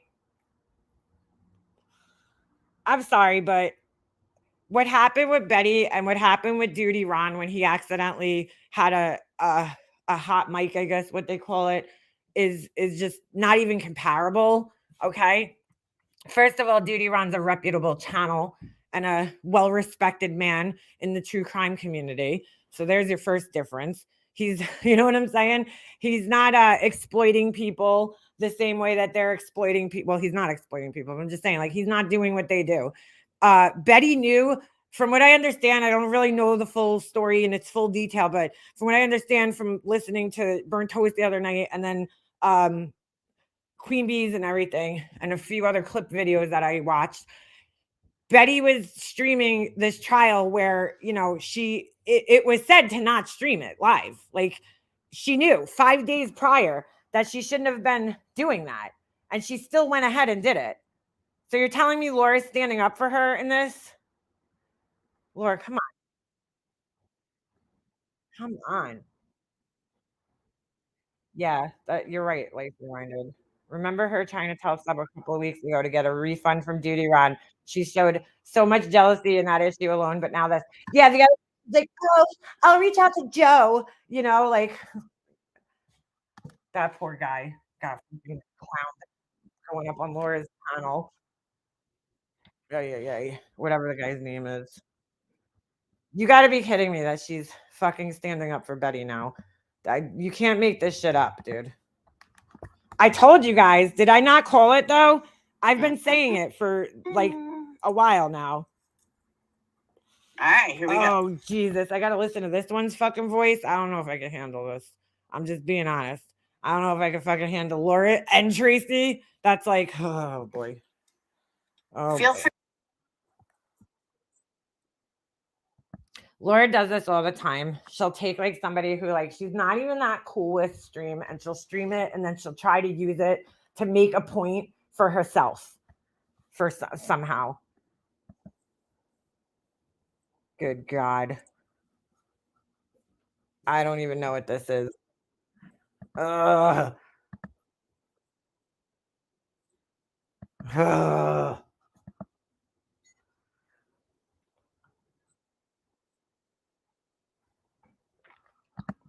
What is Tracy's issue exactly with Queen Bee? Is anybody here? I was like listening to her the other night while I was walking my dog, and I don't know if she was live or I was listening like to the replay. I forgot. But all of a sudden I hear Tracy jump up on panel. And I'm like, what was the purpose of this? Like sometimes I really think that people just jump up on Queen Bee's panel because she has 800 people in her chat and they want the attention. You know what I'm saying? Because like they'll go up there like Tracy did the other night and just like made no point whatsoever. She was like, it was just like the dumbest thing. It was the dumbest fucking thing that she said. I don't even remember. It was something about Betty and Duty Ron. And I'm like, Tracy, why did you even come up here to make this point? Like, I was literally talking to myself saying this when I was walking my dog and listening to this. I'm like, why did she even go up there? Like, I'm like talking out loud to myself because I'm like, I don't even understand why she just went up there. Like, what was the purpose of this? What was the purpose of this? Does she just want Queen Bee to know who she is? Like, I'm confused. Like, she made no point when she went up there. And then as soon as she does this all the time, Tracy, she's kind of known for this, where like as soon as somebody starts making a point back to her, and she doesn't really have a good argument, she's like, all right, well, I gotta go. I got things to take care of, like she just jumps off the panel. It's like, all right, dude. I just came up here to say that, and I gotta go now. I gotta go feed my cat.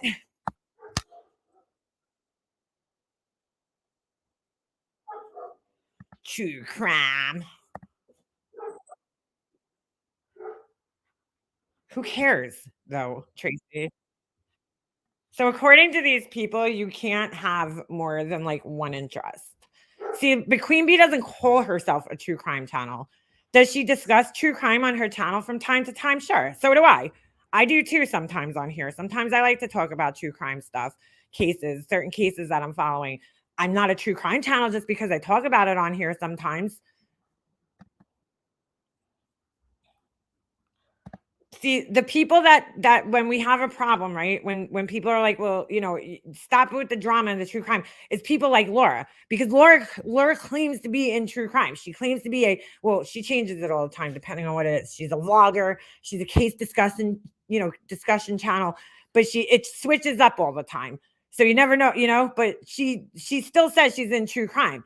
Then when you fucking try to do a case and you throw up you're covering a court case of a murdered child, right? And you're streaming the trial, and then you throw up a fucking oh my god, a poll about somebody's penis size. Like those two things don't go together, dude. You know what I'm saying? That's not right to put that together.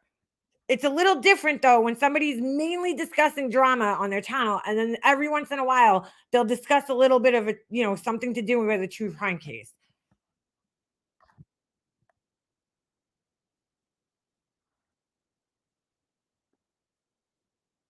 Which is why I'm commenting on this. Does Laura do any commentary here?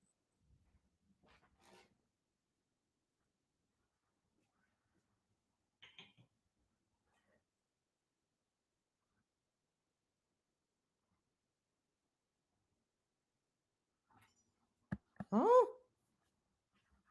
what? So Tracy, if you're so upset about this, right, go to another channel that's covering it so you can learn more about the case.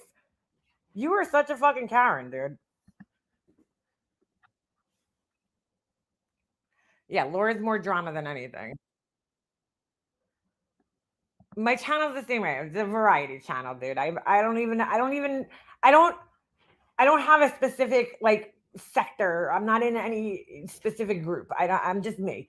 I don't, you know what I'm saying? I cover a variety of things, talk about everything, which is exactly why, if you read in my background, it says makeup, life, and everything in between, because that's really what my channel is. I talk about everything. So it's like, I don't know. Oh my God. I don't even know if I'm going to make it through like 5 more minutes of this. Tracy does this a lot where like she'll just randomly pick fights with like larger creators because I guess she just like needs attention or something. I don't know. Cause like her bone that she's picking with Queen Bee, like it just doesn't even make sense. I think it does for some people just come down to jealousy when you guys can't hear this. Oh my God. Why didn't somebody tell me? Who's calling me? Hold on. Fuck me. Oh, all right, Beefers. I got you, girl. Sorry. Don't worry, you didn't miss anything. God damn it. I keep doing this wrong. Hold on a second. For fuck's sake. I suck at this shit. This is why I don't have 800 people in my chat. Oh my God. I know you were telling me. I just didn't see because it's hard for me to see on when I'm doing this. How come there's no audio though? Oh, I keep doing it there. All right. So I updated my laptop and the windows are flipped now, right? The share windows. So like I can't, it's so hard to explain. But when you share off of StreamYard, like the windows used to be flipped the other way. And I never had to press share audio because it would just play through my speakers. So I don't know why they changed it. It changed. Well, in all fairness, they probably had it like this for a long time. I just didn't update my computer for a really long time. Once I updated it, it changed. And now I keep doing it the old way and thinking that the audio is going to come out. But don't worry, you didn't miss anything. She has some of the worst people in this community on her panel and in her chat. Oh, I'm not rewinding. She's not even saying anything at this point in time except for that she's like, I don't understand. Well, I don't even remember what she said. That's how fucking irrelevant it was. Something about Queen Bee. Oh, she wanted Queen Bee. I don't know. She's listening to Queen Bee because she thinks that Queen Bee's, covering some trial. And she's like, oh, well, I went over there and she's feeding that parasite, Betty Bullhorn. Betty Bullhorn. And I'm like, so then, okay, Tracy, if you're not getting the information about the trial that you thought you were getting, why don't you just go to another channel that is covering the trial? Because I'm sure there's another one somewhere. Go find a news article about it, right? And then, instead, she's like, now I'm going to be a fucking Karen, and I'm going to sit here and complain about what Queen Bee's talking about. I don't get it. That has done some of the worst shit that has gone on around here. Who? She wants to put a victim's name. I gotta be honest, I'm kind of lost. I don't really even know what she's so angry about. In her title, hashtag it. How she has everybody but God hashtagged. Oh, she's being a Karen over some hashtags. Okay. Now, for those of which is what Laura does. Okay, I guarantee you, if I go down on this video, let's see. Well, Laura has Queen Bee the truth, but let's go down to her video tags. Okay, because I showed you guys the other day. Yeah, look at Laura's video tags. Non-lawyer reacts, the Idaho 4, Brian Koberger. Lawyer reacts to the Idaho 4. Brian Koberger is back in Idaho. What is the motive for Brian? Motive. Hashtag Idaho 4, hashtag who killed Kaylee, hashtag Maddie, hashtag who killed Idaho 4, hashtag Moscow police, Moscow, Idaho. You guys got the idea, okay? It's all about the Koberger case, which she has tagged on her video. Now, you can't see these tags, but they're still there. So, but sit here and complain about this. And then let Laura, who does this all the time, okay? I showed it the other day on my channel where she'll hashtag other things that have nothing to do with that in her tags down here in her description. It's like, oh my God, make it make sense. Those of you that are new, let me just explain. That is a no-no in true crime. That is a no-no in drama. But it is something we established. But Laura, you do it all the time. A long time ago, which is why Tracy is so pissed off about it. It's like old OG rules. You don't do that. Okay, so Tracy was upset that QB had victim Sarah Dreyer's name in her title, but was talking about BHB first, which is what Laura does all the fucking time. She wasn't upset that Laura was streaming a trial the other day and had put up a fucking for a child that was brutally murdered. Okay, she didn't care about that, and then she puts up a poll about who has the smallest penis. That didn't bother her at all, but this bothers her. Like, Tracy, girl, talk about just looking for a reason to be mad. Oh, Lord. These people just want to be mad, bro. They just want to be mad about something.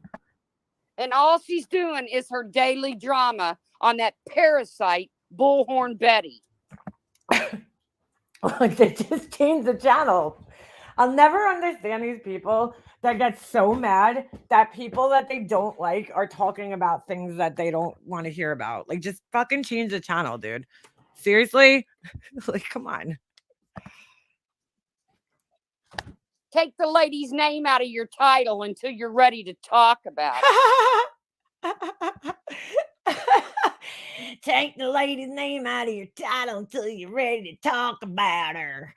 Oh, Lord. I don't claim to be when I am Tracy's age, if I start acting like this, guys, just bring me out to the fucking pasture, please. Make me, bring me to the glue factory. If I just start getting mad about things that, have no fucking relevance or bearing on my life, you know what I'm saying? Like this, and go live and just start about them, just fucking shoot me, please.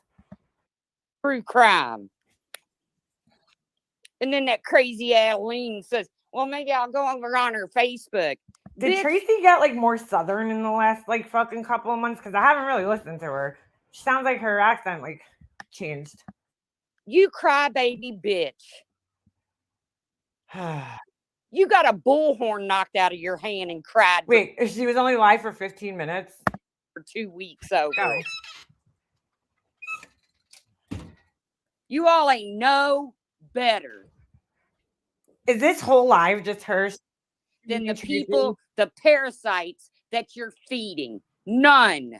Because I might have to just skip this. I don't know if I can listen to this fucking woman. Yeah, I used to tune into Queen Bee. Oh, I used to like her. She, But she's turned into the tragedy pimps that she so hates. how is that a tragedy, pimp, Tracy? Stop it, girl. Stop it. Her and B. Tim, and oh my God, let's not forget Voices and the shit that woman has done in this community. Voices has been up on her panel. I mean, shit, ever since I've been listening to her, Voices has been up on her fucking panel. So, where you been, girl? Savage Live and the shit she's done in this community. Savage Live. Hey, Monkey Mar. First of all, Queen Bee's still relatively new here, okay, and doesn't know everybody. She like Tracy expects. It sounds to me like Tracy expects that everybody come into this community and know the last 5 years worth of history that's here. You know, it's like just like yesterday, she let FOD up on her panel. Okay, she don't know the history of FOD. She don't know all the shit that FOD's done here. She don't know. So, and I would never expect her to fucking know that. I would never expect her to know that. You know, it's like you expect her to know everything that everybody's done here. That's absurd, Tracy. You know what I don't do, Queen Bee? I don't pretend to care about victims. Girl. That's what I don't do. Does Laura do any commentary on this? Like at all?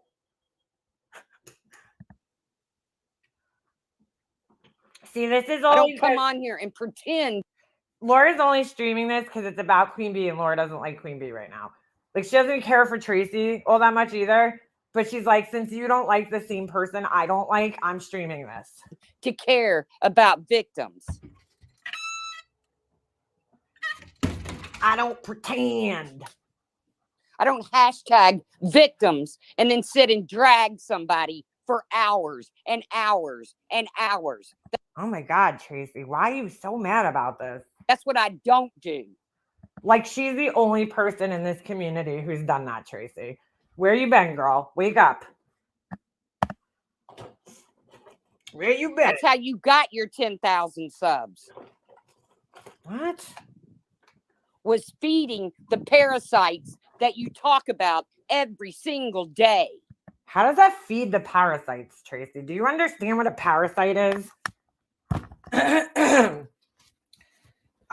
agree that Betty Bullhorn's a parasite. The host is the cases that she covers, right? YouTube could be the host, right? So that would be the person who's feeding her. You know, not Queen Bee. She's not helping Betty Bullhorn by criticizing her. So that's not feeding a parasite, Tracy. I think you need to go back to school and understand how parasites work and how they get their food. They feed off the host. Okay. So what you're saying right now doesn't make any sense because she's not helping to feed Betty Bullhorn in any way, shape, or form by talking shit about her. That doesn't make sense, Tracy. By feeding the parasites. Why is she so mad about it? I never compared. This is what I don't understand though. Like, there's been so much worse shit that has happened on this platform as far as people going who are disrespecting victims. Okay. Hashtagging a victim's name. I mean, really, guys, in comparison to some of the shit that we've seen happen on this platform, as far as victims go, this is what gets you this mad, Tracy? Really? I mean, you weren't mad when people were standing outside of people's houses with bullhorns and shit. You're more mad about a fucking hashtag Girl, get your fucking head on straight. Get your priorities straight. This is crazy. Just saying. What went on with AWP to what Bullhorn Betty is doing. I never compared the two. Bullhorn Betty is She did compare the two, though. She absolutely did. She went up on Queen Bee's panel the other night, and that's exactly what she did. Now she's like, I never did that. That was somebody else who sounded just like me. aware of the fact that she is breaking she's breaking the law. Breaking the law, breaking the law, breaking the law, breaking the law. What the fuck?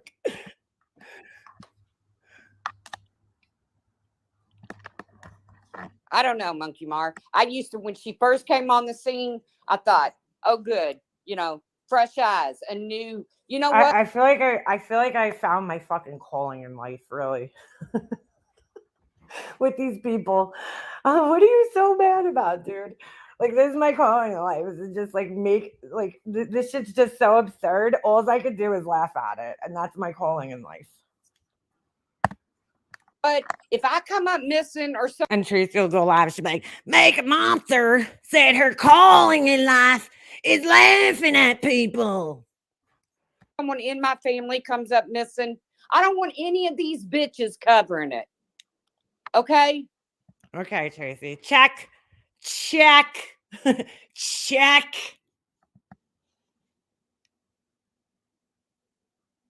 I'll let chasing cover it. Unfortunately, Tracy, you're not going to have a choice in that, as you can see. Because even when families ask these fucking tragedy pimps not to cover their cases, they still do it. They have no boundaries. They still fucking do it. And speaking of having no boundaries and people so the other night I'm in Burnt Toast chat and they were reading off, Betty's thing, her reply to this family, right? Where they asked basically that YouTubers don't cover it. And I understand where the family's coming from. Maybe they've followed some true crime cases on YouTube and they've seen some of the fuckery and they're like, please don't, I don't want to be involved in that. Unfortunately, there's going to be assholes who have no boundaries like JLR who are just going to continue to cover these cases. But anyway, I was very surprised to see that Doug from live from Northport, went there. Now, Burnt Toast and I guess the Glare too, for that matter, don't really know Doug from Northport. I followed Doug's channel when the Gabby Petito case was going on. And, he was respectful of the family and everything. He wasn't outside. He kind of just drove around in the car with his family and went live. And I like Doug. I think he's a nice guy. I was kind of shocked to see the response that he wrote to the family, after they asked. And then in that response, I didn't read the whole thing, but I heard it on Burnt Toast channel. He's kind of sticking up for Bullhorn Betty and JLR. And I was like, that really shocked me. And Doug got really almost killed, honestly. I mean, he was in pretty bad shape when another YouTuber found him and assaulted him. And, what's her name? Fucking Molly Golightly gave him money after that. And I think it kind of bought his loyalty, which I was disappointed to see. But yeah, that wasn't a cool response. I mean, I don't agree with that. If they ask, sometimes like, and it's hard, dude. I get it, because I'm one of those people too. I like to run my mouth and shit, and give my opinion and everything. But there's just some times in life where like maybe your response isn't even needed. You know what I'm saying? Like sometimes it's just better to say nothing at all. And trust me, it took me a long time to learn this, like myself, where it's just like sometimes, you know what, Leanna, just shut the fuck up. Don't even give a response to something, because like if it's gonna, sometimes your response might end up making you look worse than the person who's writing to you. So maybe, just leave it be. But they don't seem to understand that yet. Some of these people, they just don't seem to understand it, which is sad. Very sad. Yeah, I unsubscribed. Well, I didn't unsubscribe. I don't know if I'm still subscribed to him or if I ever was, but I was like, kind of lost respect for him when he took money from Molly Golightly. Because he had previously discussed her on his channel, like not really caring too much for her and thinking she's crazy. So Let me just point out, Tracy, Chasing sits on Queen Bee's panel. Just saying. I've seen Tracy over there a lot. You mean Chasing? Oh, is her name Tracy too? Tracy meaning Chasing. So everybody that goes on Queen Bee's channel, according to Laura, is an asshole. Like, you know what I'm saying? Just because Laura doesn't like Queen Bee and some of the other people, everybody's an asshole goes on her channel. So don't think she's not drama. Gray Hughes, Her channel's not drama. or somebody that really does true crime. All right. See, this is where I'm like lost, maybe, because like Tracy, if you just said that you've been following Queen Bee's channel for quite some time. Okay. So with that being said, right, if you've been following her for quite some time, then you would know what she normally talks about. I mean, I just started following Queen Bee, like, I don't know, maybe like a month or so ago. Okay. And every time I go into her lives, they're talking about, various things that happen within the community and the true crime trauma, if you will, like that's what her channel is. So the fact that you're acting surprised tells me that either you weren't following her channel for all that long, or you're just a Karen, because I mean, what about this? I've seen that she's had live set up where she discusses cases and stuff, but I'm just very confused why you're surprised. Like, I don't understand what you're so mad about. Because if you've been following her channel, then you would know what they discuss regularly on their channel. Your anger. But she's bringing awareness to the lady has me that confused. Bullhorn Betty had something shitty to say about. Keep feeding those parasites. Keep feeding them, Queen Bee. Oh my God. You're doing good. She's so angry about this. Keep feeding those parasites. Good. You're keeping them alive. You are their.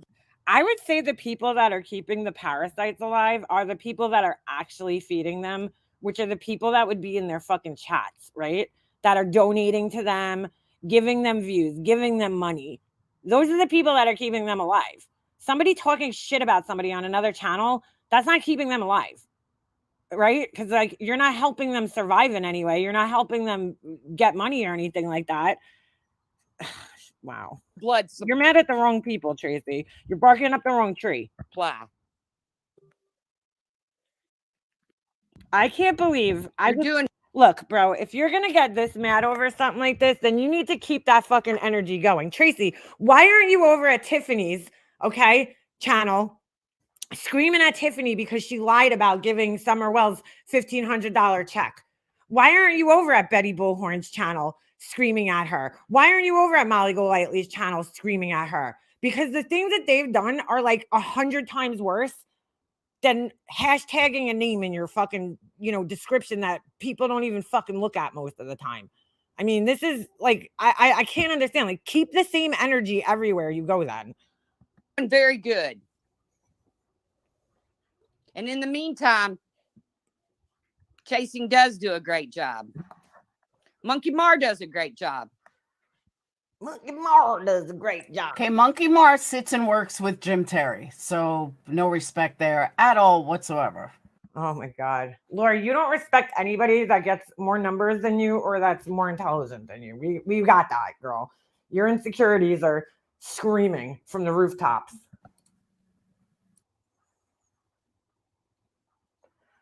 Oh, Tracy and her. This is a sock. Clearly, I support Queen, but the minute I voiced a differing opinion in the chat, they all, of course, they do fire. Just like they started calling me names when I went up on her panel and said, hey, I thought this was bringing awareness about a missing woman. And it isn't. Oh, is this why she went live?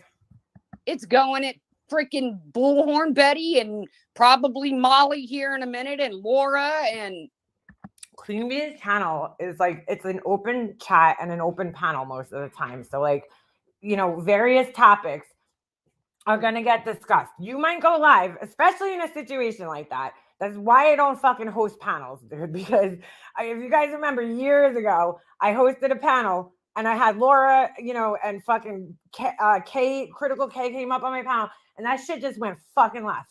It went fucking left. Like you might have all intentions of discussing something on your channel, and then like as soon as other people start coming in, but sometimes it doesn't even take other people coming up on your panel. Sometimes it's just your chat and things just go fucking left. Like you just that's the whole thing about having a live stream is like you don't really have so much control over every single thing that's being discussed all the time, because sometimes your chat is having a totally different discussion than what you're having, right? Then you look down at the chat and you start reading the comments and it turns it into a whole different discussion. So she might have went live that day with all intentions of, doing what she said she was going to do. And then once people started coming up on panel and the chat started talking, that's, it happens. I mean, to get this butthurt over it, it's crazy to me. She's like over the top right now. And then look at her hashtags. You're no better, Queen Bee. Won't you go over there and jump on Skid Row Squares? What? What the fuck is that? Was that supposed to be a joke? With Jenny, Jen, and the rest of them who pretend to give a shit about other people. Good God. How about that? And don't tell me you ain't no fucking mood, because you don't move me, Queen Bee. None of your people move me. So then why the fuck are you watching, dude? Stop watching. Just don't fucking watch. It's that simple. She is exactly like the others. Oh my God, dude. I love how Laura is using Tracy for fucking credibility right now. Like, oh my God, dude. You cannot make this shit up. Oh, whoops. Sorry. Thought it was playing, but it wasn't. Can't tell because she pauses. She is no different than the ones that she calls out every single day. I see, Tracy, that's a really unfair comparison to me. Like, come on, dude. Oh my God, dude. This is unbelievable. Tracy got her panties in a bunch this day and picked somebody to be mad at. She does this quite often. She'll just pick somebody. She'll get her fucking granny panties all up in a bunch. And then she'll just press that live button and start going off, like rambling off the top of her head. And it's just like, oh, Tracy, it ain't going good, girl. I didn't compare the situations of the AWP, but I'll tell you what. She abso-fucking-lutely did. That's exactly what happened when she went up on the panel. She fucking totally compared them. There was one person who took full responsibility for that. And that was Duty Ron. Why are you so mad, though? So let me just explain that real fast. Please do, Laura. Can't wait to hear it. The only one that acknowledged how wrong he was Duty Ron. The rest of them make excuses and deny it when they were all just as wrong as Duty Ron. Tracy went up on Queen Bee's panel to remind her that she also illegally streamed a video, and we all heard it. Right. And if Tracy actually listened to Queen Bee, she actually talked about that way prior to this. Like, oh my God. And Queen Bee pretty much denied it. So that's kind of. She didn't deny it though. She talked about it. I heard it with my own ears before Tracy ever came up on her panel. So, what pissed her off. But that Skid Row Squares, funniest shit I heard all day. Because the day that Tracy came up on her panel, this had already been discussed for a few days by this point in time. So she had talked about it. I heard her talking about it on her live. So they're both wrong here. Because y'all want to fuck around and you want to find out. What you did that day was you cost a victim another 2 weeks before they could get back in there and testify. She wasn't the only one, Tracy. There was several people. So it wasn't her and it wasn't anybody else. It was actually people didn't know that their mics were on. Shit happens. It was an accident. That's the difference. That's what you're not seeming to understand. An accident versus somebody who 5 days in advance had noticed that this was illegal to stream and then still made the choice to do so on her channel and acknowledged that it was illegal to stream and still fucking did it. You can't even compare the two situations. They're nothing alike. Not even close. Bullhorn Betty saying she's going to restream this. If she does it, she can go to jail. Who cares? Who cares about Queen Bee having a hot mic then, for that matter, Tracy? Why is she not allowed? Why are people not allowed to discuss this? I just don't understand. Like, why are they not allowed to discuss this? If you're not happy with the discussion, just simply click off the video. I don't get why she's so mad. She just needs attention, I think. Wow. If she restreams the babies from Cal City, I agree with you, B-Fergs. I wish they would just stay out of the cases, period. But then pick up the phone, one of you, not 30 of you. Pick up the phone, call the courts, tell them they're being restreamed. By who? Send them yeah, because that you have control over that. The link and let the courts deal with her. Why is she so butthurt over this? I'm so confused. She's not bringing awareness to nothing that we don't already know. Why does she have to be discussing it only to bring awareness, though? Is that some type of fucking rule? Like, I just don't understand. Why is she not allowed to discuss this on her channel, Tracy? You're that upset because you... Oh, my God. These people are just fucking crazy. You're watching a live video. Let me get this straight. You were watching... Like, I had no intentions of streaming this today. I didn't even know what the fuck I was clicking on. So, like, you know, my channel says I don't know. So, should I be talking about things that I don't know? Because... You're that upset that the topic shifted, Tracy? I mean, come on, dude. Meanwhile, you're being streamed by Laura, who constantly mistags her videos, and I'll prove it. Hold on, because I can't even listen to this anymore. It's just Tracy fucking complaining and saying the same things. But we could go to any one of Laura's videos where she's covering drama, okay? And look, because this did happen the other day. Hold on. Ugh, my computer is going crazy.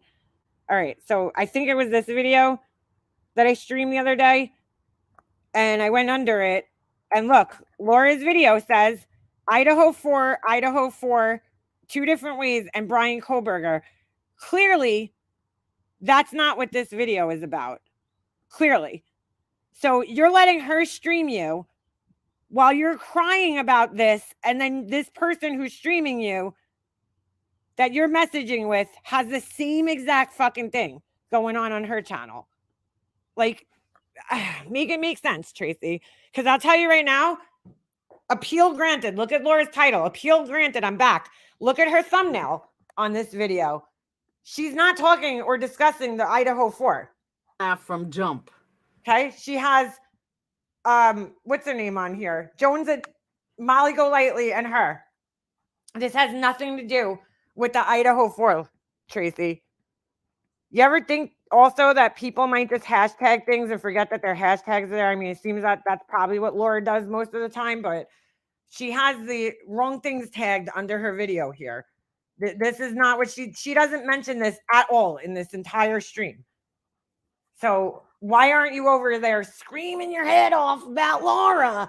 I thought this live was about the Idaho 4 because it's hashtag here. I mean, if you go into most of Laura's videos, her tags don't match up with what she's saying. Or she has some true crime tags on drama, very clearly drama videos. I mean, give me a fucking break, dude. Queen Bean Joneson she has in this one. I don't know why she changed her tags to the Idaho 4 and the other one. I have no idea. She does not discuss that at all whatsoever in that video. So here, let's look at this one. Clearly a drama live, right? Let's see what she has hashtagged.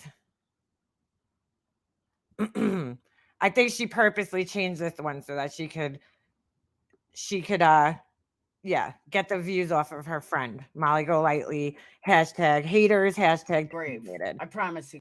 She knew that Molly Golightly's name was going to bring her the views, but Laura is notorious, absolutely notorious for changing her video tags. okay? Or for having wrong video tags on her videos. Paywall Laura. Yeah, that's the other thing. She puts everything behind a paywall. I mean, give me a fucking break, Tracy. You're going to be yelling at anybody? Yell at Laura. Go to Bullhorn Betty's channel. Don't even fucking compare Queen Bee to these other people and what they're doing. Not even close to the same. Not even fucking close. I mean, good Lord. Good Lord. I don't know. I don't know. I just don't understand what she was so upset about. All the tragedy pimps do it. Exactly. They all do it. So I can't listen to Tracy. Sorry. I'm done streaming her because it's just the same. She's just going to repeat herself for another 45 minutes. These people are wrong. You're feeding the parasites. Stop giving people attention. You don't care about the victim. Molly you can upload in Patreon. Hold on a second. And there's other platforms. I told her. Laura changed their hashtags here because she knew that Molly Golightly's name would get her views, right? But then let's see what her real video tags are. Molly Golightly was terminated. Molly Golightly, Live with Molly Golightly, Mallory Williams, House of Williams, Unirock, Queen Bee, Jenny Jen, Savage Live Media, Justin for All. How did Molly Golightly get terminated? So, but most of the time, her tags and her titles and her hashtags under her descriptions, they don't match up. Oh yeah, Nick. Laura was totally making money off her friends. And if you rewind this, you probably heard it too, right? It was the community post she did to Queen Bee the other day. And she's like, I got more than 600 people in my chat, and I proved that talking about Molly Golightly. So like she purposely, did that. She wanted to, hey, tragedy pimps. She totally wanted to, make some views and some money off of her friend, quote unquote friend, that she also gets upset about that they put her in the same category as Molly Golightly. Make sense. I can't. You just can't. As far as Ron unmuting, he deeply apologized for days. Yeah, like that was an accident. That's a total difference between an accident and then somebody purposely going out of their way to play something just because they're fucking entitled and they think that they could just do whatever the fuck they want, and they could break the rules and do whatever they want because they're them, versus somebody who just accidentally unmuted. I mean, you can't even compare the two situations because they're nothing alike. And the same goes for anybody else who whether it was Duty Ron or Queen Bee or anybody else who accidentally unmuted that day. That's totally different than what Betty Bullhorn does on a daily basis. The same lady who says that some kids don't deserve to be, saved. Y'all gonna, hold on a second. Y'all gonna hear me and Laura go at it today. Laura privated the stream, but someone's got the clip. Ooh. Wait a second. Where's that though?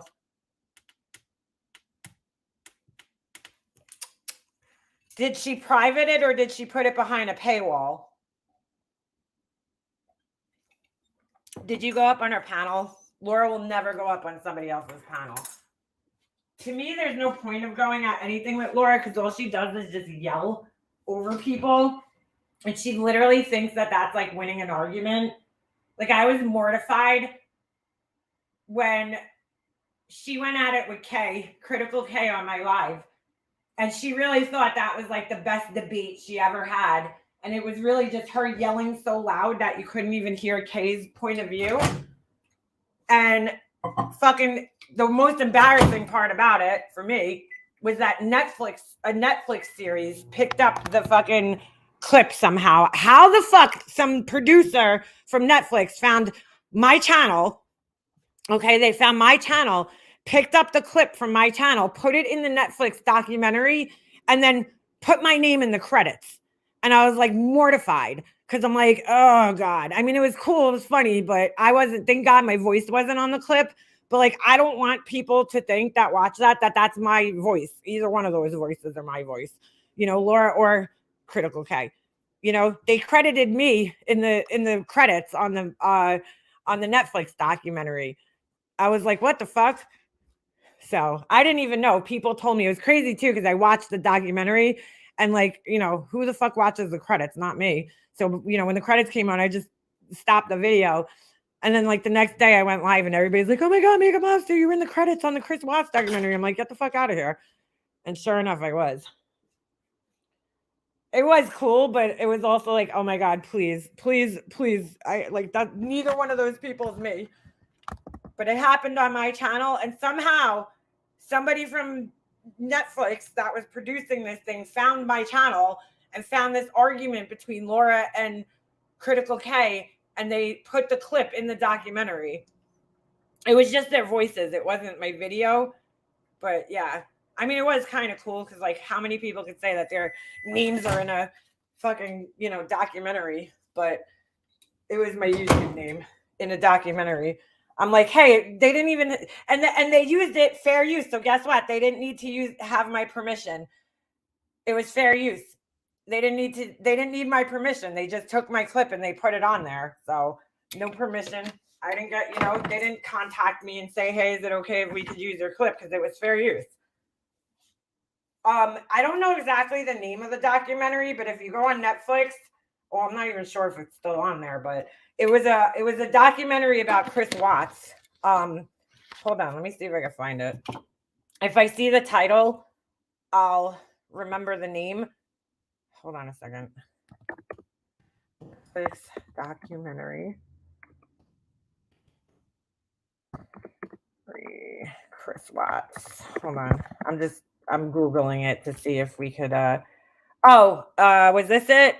American Murder, The Family Next Door official trailer. I believe that's the one that it was. Yeah, September 16th, 2020. That had to be it. Because I was friends with Laura during that time too. So you gotta threaten to sue them. Yeah, I gotta send them a copyright takedown. That was it. Yeah. Hold on a second. Yeah, American Murder of the Family Next Door. Official trailer, Netflix. So that was it. That was it. So if it's at the very end, you know, when they show the credits, you'll see Makeup Mobster. And I'm like, oh my God, they put my name in the credits. And fucking Laura and well, I don't know if Laura was that upset, but Kay, I just heard this the other night. I didn't know this. Because my friendship with Kay by that point was long over. Not over. I mean, I didn't have any, I have no issues, personal issues with Kay. I just don't agree with everything that she says and does. But you know, I was friendly with her. We weren't all that close, you know, but we had talked like, you know, a lot outside of YouTube. Not a lot, but you know what I'm saying? Like we talked like outside of YouTube and I considered her a friend, you know? And she came up on my panel that one night. Her and Laura got into a fight. But I heard the other day when the Glare was talking about this on Burnt Toast channel that she was like really upset that her name didn't get put in the credits. And I'm thinking, shit, girl, you could take the name in the credits. Like, no problem. I don't want nothing to do with that shit. But because they took it from my channel, they well, you know what? Laura might have been obsessed. I mean, obsessed. I'm reading Garden Girl's comment. Laura might have been upset because, you know, it was her voice and she clipped it off my channel. So I don't know how they found my channel, dude. Like that was like so shocking to me that like, I do remember watching the documentary because I was like fucking obsessed with the Chris Watts case. And I remember watching the documentary and I'm like, holy shit, that's Kay. And I'm like, oh shit, that's Laura. You know, because they were like talking about how the case like grew out of control online with like speculation and, you know, shit like that. Because really, that was one of like the first, or not the first, because I know like I followed the Jodi Arias case online and I followed the Casey Anthony, you know, but that was like, I don't know. I feel like that case was like one of the, in more recent history, was one of the cases where people really got out of control and shit online about it. I feel like that was like one of the first cases. Like it kind of turned the way that online coverage went. You know, now there's like Facebook groups, which there was when I filed the Jodi Arias case, but it wasn't as crazy for some reason. I don't know. I felt like that case just got really out of control. I mean, that case is the reason why I will never join another Facebook group for true crime. If I join one, I go on a different account because I don't want to fucking have my name in there. And it's strictly to read. I don't even comment in those groups because I just, that was like a horrible experience for me, just being part of that case. People were fucking crazy about that case. It was the Watts case that brought me into this community. Before that, I never really knew what YouTube was. I was on YouTube long before the Watts case. You know, I came here from the Jodi Arias case, and that's how I met a lot of people that still come in here. If you guys see the girl Lisa that comes in here, I knew her since 2013. I've known her almost 10 years now. And there's people that I still talk to. I met Mary that's what do you call it? You'll see Mary in like Starlight's chat. I think her name's I Love Trials Mary, that one. Like I've known her since 2013. I met her during the Chris Watts case. And it's really crazy because not Chris Watts, the Jodi Arias case. We knew each other, and then we ended up back, we talked for years, while that case was going on. And then, everybody just kind of did their own thing. And then all of a sudden one day I'm in like a chat talking about the Chris Watts case, and I see her and I'm like, holy shit, is that the same Mary, from like 2013? And sure enough, it was. It was funny because we all kind of came back together. I remember Bam Bam, who came in here the other day. I met her during the Jodi Arias case. It's just crazy. Did that Mary visit? No. Different Mary chick. That's different Mary. There's people that are still, covering the Chris Watts case. Yeah, but Garden Girl, do you believe that that Nicole was involved? Is that what you're talking? Look, the Chris Watts case, I'll just be honest, that case will haunt me for the rest of my life. Like I did in the very beginning believe that something wasn't right with this story, his story. But I was like, it'll never add up for me. It'll just never add up for me. You know what it is? It's like, all right, let's look at the Murdaugh trial, right? Which is more recent. And he's also, in a sense, right, he's a family annihilator. This man had so many motives for murder, which I don't necessarily agree with the motives, but I guess if you really think about it, right, one of the motives could have been that his son was about to destroy his family, name. It doesn't make much sense, but I guess it does if you're fucked up and on drugs the way he was, right? So you got a man who's taking ridiculous amounts of drugs, okay, that is going to fuck with your brain in some way, shape, or form, okay? Then you have, you have money involved, you have crimes that he committed that he needed to cover up involved in all this shit, right? And his family didn't know about it, but they were about to know about it. And then you have his son who was about to, cost him a lot of money because of what he did. So there's all these different factors that are playing into the motive for him to kill his family. Like they don't make sense, but they do. You know what I'm saying? Like they don't make sense to a rational person, but they make sense to somebody who's on drugs, who's trying to, who's living a double life. It makes sense in his head. It doesn't make sense to me, but it makes sense in his head.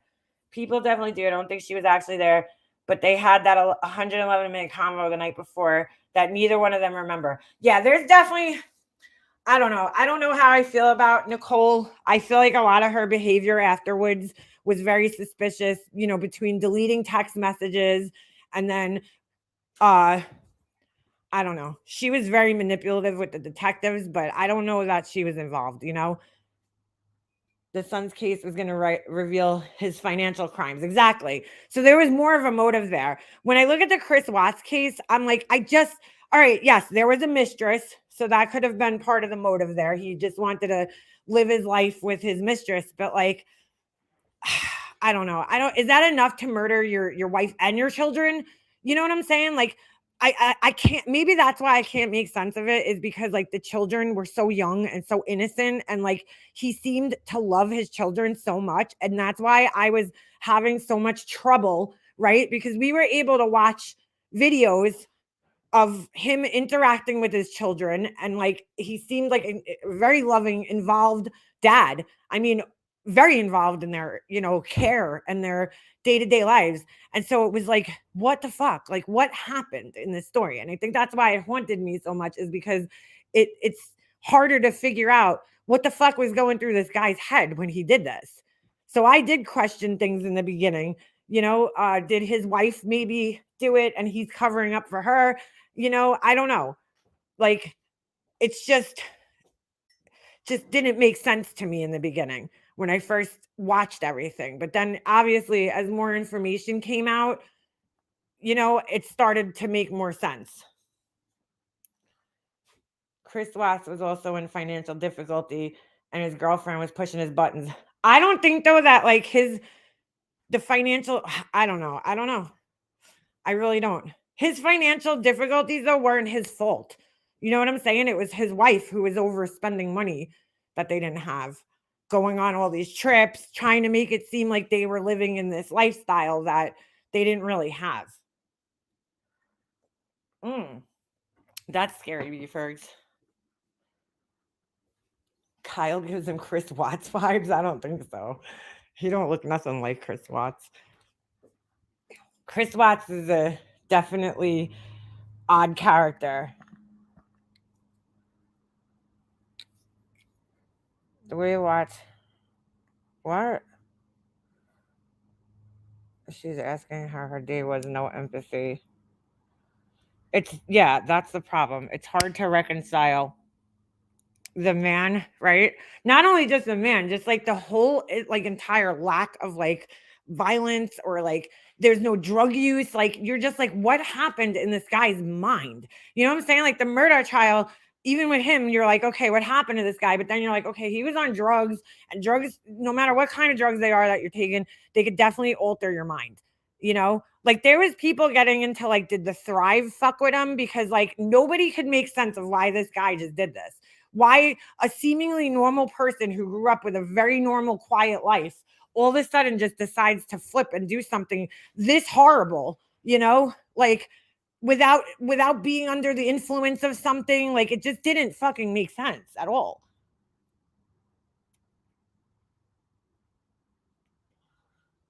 It just didn't make any sense. Early on, I questioned Watts, but after hearing zero remorse, yeah, the whole Jesus thing. I mean, like obviously, once there was more information out there, I was like, okay, dude, there's just something wrong with this guy. There's just something wrong with him. But listening, and then he tried to change his story how many times, like it became obvious. But early on in the case, I could not make sense. I still can't make sense of it, to be quite honest with you. But Chris Watts was a secret sociopath. Maybe, it's just so weird because like people said that all the time. Like Laura was like, he's a narcissist. And I'm like, Laura, you don't understand. She's like, he's a covert narcissist. She doesn't understand though. Even when somebody's a covert narcissist, they're still a narcissist, right? So they're still going to do things throughout their lives that are going to give hints that they are a narcissist, covert or not. There was no history of this guy doing anything. Like in order to be diagnosed with narcissism, right? Or any of those things, if you're a sociopath, a psychopath, you have to show a pattern throughout life, right? You don't just become a sociopath in your 40s. You've had behaviors that showed that you're a sociopath throughout your entire life, starting in your late teens, usually, right? So like there was no fucking signs of this. That's why when people say that, I'm like, well, I don't think he was a sociopath. Just because you kill somebody, that doesn't mean you're a sociopath or a narcissist or a psychopath, because there has to be a clear pattern in your life for you to be diagnosed with that. They don't just diagnose you based on the fact that you killed your family. Like, is it sociopathic behavior? Sure. But it's not, you can't be diagnosed with something just because of based off of one thing that you do in your life. That's wrong. it has to be a pattern throughout your entire life almost. Well, for some things it's, a pattern from early adulthood or whatever, but like that's not how, it's just not how they diagnose things. So there was nothing in his past to show that he had any of this. So it's kind of crazy. It's just like, that's why it's so hard to make sense. Where did this Nicole come from? You mean Chris Watts' girlfriend, Nicole? She came from his job. So there's an expert on the Megyn Kelly show who was able to explain Chris in a way that made it more understandable. Garden Girl, yeah, I would like to see that if you know the name of the video, because I would like to see that. I think it was a midlife crisis, wanted to start over. I think, and people might get mad at me for saying this, and I'm sorry if you don't like this, but I think that Shanann, clearly wore the pants in that family, okay? And was maybe a bit controlling and stuff like that. And I think that he was scared of her. I do. I think that he knew that if they divorced, she was going to drag his ass through the fucking mud.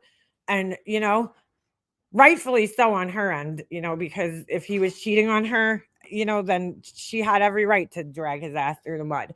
And I think that he was just so much of a pussy that he didn't want to stand up to her, that he knew that she was going to make his life fucking hell had they divorced, So I think that to avoid that and having her, controlling him, even when they're divorced, because people like that, they do have that tendency to control you even when you're out of the relationship, because if you have kids together, they're going to always have leverage over you in some way, shape, or form, and I think that she was going to drag him through with, financially. But then again, maybe not so, because she did supposedly make as much money as him. So it's not like, you know what I'm saying? Typically when that happens, it's because the financial gain is, unbalanced in the relationship. Like the husband makes way more money and the wife's the stay-at-home mom, but I mean, she potentially could have with the kids, because she would have had custody of the kids. And I think that also the other thing was he didn't want that other baby that they were having. She got pregnant. Maybe she felt that the relationship was slipping away. And, a lot of women will do that. They'll get pregnant, or they'll try to get pregnant. They'll stop taking their birth control and not tell their partner to get pregnant to kind of hold the man in the relationship. And maybe there was a little bit of that going on, and he didn't want that other child. And I don't know. I mean, these are the only things that can make like sense to me, for him.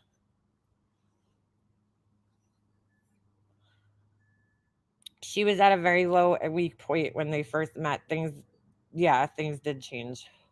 I remember Chris Watts in front of the house, his rocking smile. His eyes were jet black. It was fascinating to watch from nearly hours after being okay by play. That's what made it big in the crime genre. Yeah, that interview that he did in front of the house, something just wasn't right. You could feel it, The guy clearly wasn't a good liar, It's like something's off here, dude. He don't seem very upset to have his whole family is missing, and he was stumbling all over his words. He was a coward. Exactly. You're 100% right. He was a coward. Total coward. I think that I'd see him worried. That's the part that I just never could figure out. Like the children. You know what I'm saying? Like the children. I can't.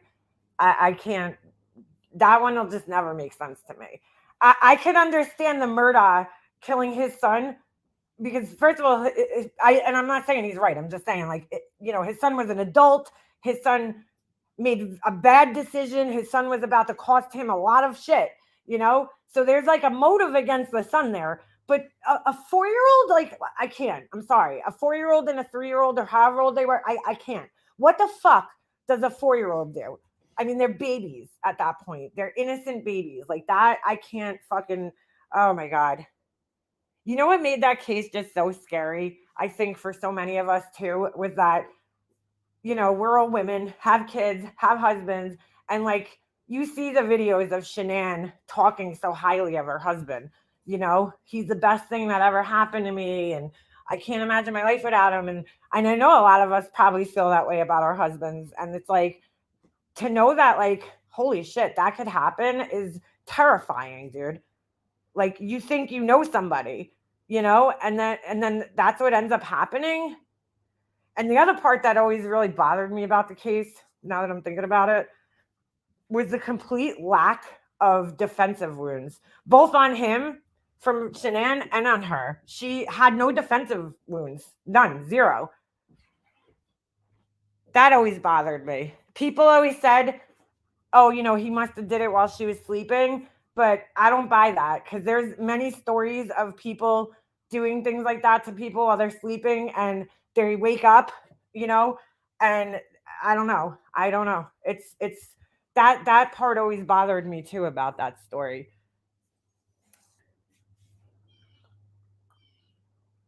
Because, like, somebody's on top of you like that, you're going to wake up, dude. I don't care. Unless he drugged her, but then you go to the autopsy report, and I think did she have opiates in her body?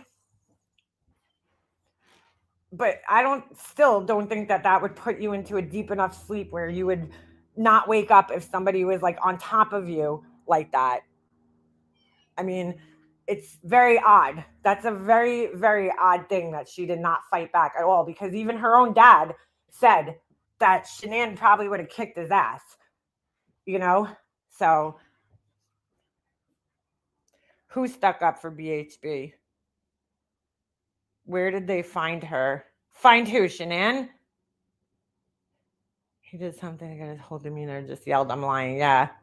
Oh, there was no opiates in her system. Okay. Only alcohol, but they said that was a normal part of death. Yeah, right. That's right, Anastasia. That's right. It's a part of, your body, when it starts decomposing, creates ethanol. Just Google Megyn Kelly and family annihilators. Okay, will do. He smothered her with her own pillow. She was exhausted and took her by surprise. No, because didn't she have, it was strangulation from what I remember.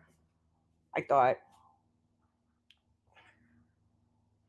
That's the other thing, Amore. I mean, yeah, she was pregnant, but when you're pregnant, girl, sleeping ain't happening. You know what I'm saying? Like, I had the worst sleep of my life when I was pregnant. You're just not comfortable. The baby always tends to kick when you're laying down. So that's why I find it really hard to believe that she was sleeping. You know, they found mascara on the pillow, remember? So she was awake. I think she was awake. Especially a mom. I wake up every time my husband gets out of bed. Yeah, exactly.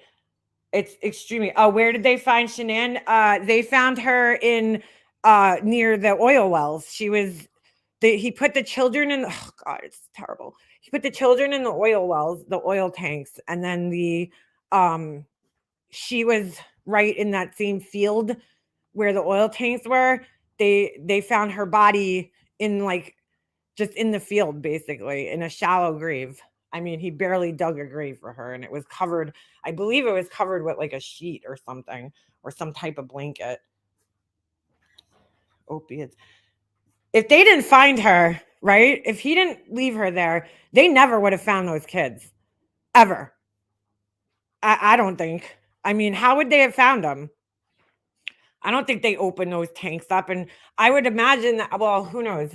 Some people say that the oil acted as a preservative in a sense. So I don't know. I don't know if they would have ever found those kids, though.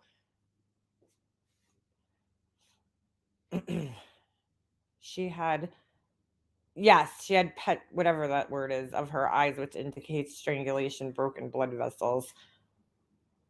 Mega Master, sorry, I put a tinstead of Abby. I'm sorry. Huh? I don't know what you're saying. I think Nicole pushed him and he just did it.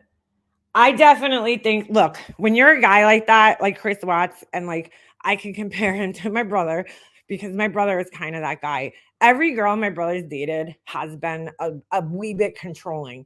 It just seems that he's attracted to women with very domineering personalities, and he always has been. It's just that the one that he married is on a fucking way different level than the other ones that he dated in the past. But both girls that he was, like, in a serious relationship with, right, had that domineering personality where they kind of controlled everything. So they just weren't evil about it. You know, his wife that he's with now, she's fucking evil. His other two girls that he was with were not as evil. You know, so there's no question in me that Chris Watts also had the attraction to that type of personality. And that girl, Nicole, was the same way, you know, just different. Maybe not exactly the same as Shanann, but different, you know, but still controlling nevertheless.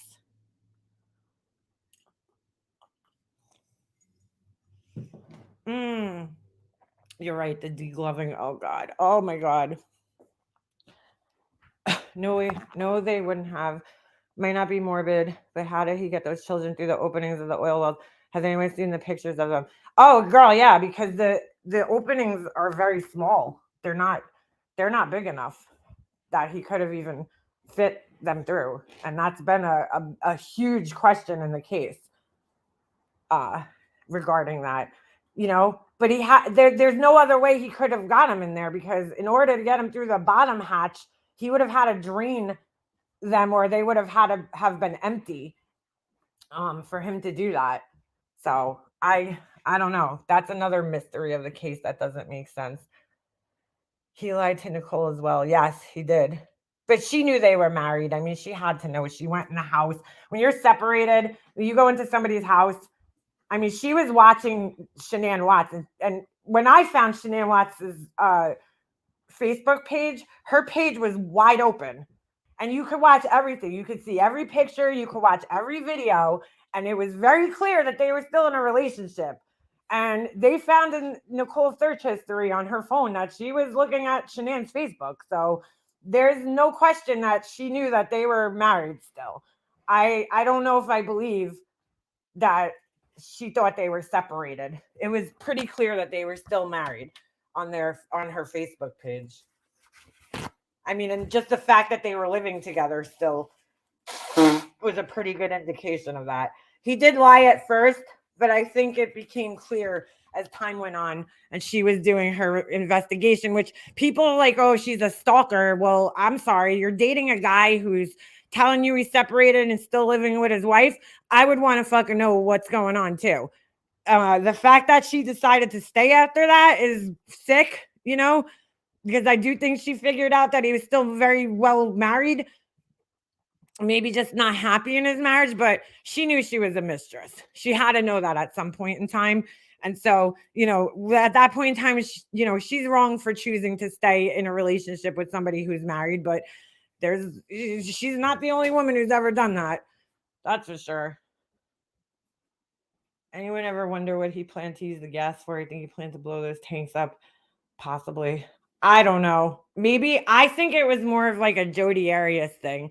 Maybe he was planning to leave and, you know, not have to stop for gas, because that's what Jodi Arias did. She she had gas tanks with her. And the reason that she took the gas tanks with her on her trip was that so that she didn't have to stop for gas on her trip. And then it would look like she wasn't where she said she was. So I don't know that he would have needed gas in that situation, because the oil itself is very explosive and flammable. So I don't know what gas would have done, you know. Nicole's lying. She even knew about the baby. She was looking at wedding dresses and talking about having a baby. Yeah, and there was videos on her page of the baby. You know, there was a video of her showing him the pregnancy test, and it had the date. I mean, there's no way that woman could sit there and pretend that she didn't know that they were married. Shanann's Facebook page was wide open to the public because of the Thrive, you know. She didn't keep much very private on her Facebook page. So, you know, that's how all those videos got out to the public. It's dangerous sort of to drive with gas tanks in your vehicle. Yeah. It is. Yeah, Jodi was a psycho. Even her depends, so she didn't have to stop to use the bathroom. Yeah, she's fucking insane. Fucking insane. Still manipulating people in jail. Still. That psycho bitch. And you know what pisses me off? She's allowed to sit there and sell artwork, Jodi Arias, from prison. I wonder if she's still selling it. Hold on a second. Let's see. Jodi Arias artwork. Like, she was running a whole ass fucking business from prison. Jodi Arias artwork. Hold on. Yeah. Are you kidding me? She has an Instagram? Hold on a second. Fuck out of here. Like, why is this okay? Yeah, Jodi Overkill Arias, to say the least. My goodness. Ugh, this woman's so fucking evil, dude. So fucking evil. Yeah, look, she has a whole, well, it's not her, right? So she has somebody, she manipulates people who are in prison with her to sell her drawings that she does in prison. It's crazy. Absolutely crazy. Oh yeah, she still has these. Yeah, look at this. Still fucking evil. Is this a drawing or is that just a picture? No, that has to be just a picture of her. Maybe it is a drawing. I don't know. I mean, she's obviously got some great art skills. There's no questioning that. But how disgusting that she's able to sit there. If she was just some regular prisoner and her case didn't blow up the way it did, she would never be able to do this. But so she has somebody out on the outside that does this, that she mails the artwork to. And I would never buy fucking anything from this woman, but I mean, she's talented, but fuck her. Asshole. Yeah. And she's there's something about her art though that's very, I don't know, as somebody who went to art school, you see different styles of art, right? I mean, she's very meticulous with her shading and everything like that, and it's good. But there's something also very stiff about it. It's almost like because she's like a sociopath, she can't capture like expressions on people's faces. Like every person that she draws is lacking like expression. It's hard to explain. Like this drawing right here, this one, like I don't know, they're just, something's missing from her drawings that I just can't explain. They're almost like too perfect, like the shading and everything. Like it's bizarre in a way. But never, like, you see, like, look, this woman, like, there's just something evil. Every person that she draws just has this like almost evil look to them. I can't explain it. It's weird. No emotion in the faces, which is, I'm not saying like it's hard to capture emotion in people's faces, but they all just look very blank for some reason. And that might be due to her shading and her drawing and stuff, because while she's very good at like capturing light and shading in that sense, she's missing a lot of like the detail in the face where like there would be lines, and you know what I'm saying? Like our faces, no matter how old you are, those lines are what kind of make our expressions, and I feel like maybe that's what's missing. Like this very well is a young person, but he's gonna have certain lines and wrinkles in the face that are just completely missing in all of her drawings, and that's what makes the expression, I feel like, that it's missing. And it's like, because she is a sociopath, she doesn't see those things the same way the rest of us see them. They can't recognize empathy and shit like that. Show that kid painting. All right, hold on a second. The kid painting. Let me see. Am I going the wrong way?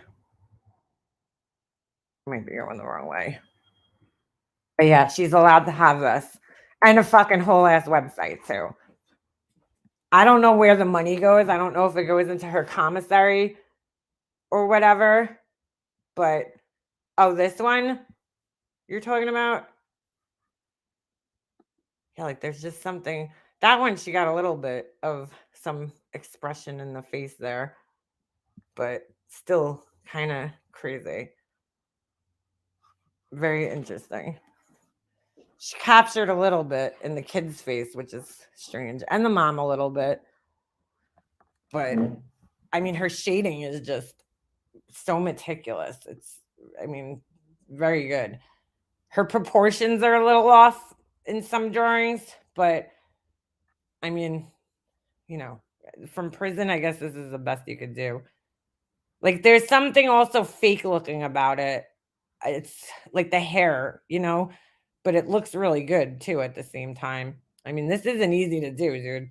To draw like the reflection like that in somebody's glasses and make it actually look like a reflection, like that's not easy. And to shade like that with colored pencils too, is quite amazing. I don't know what kind of paper she's drawing on.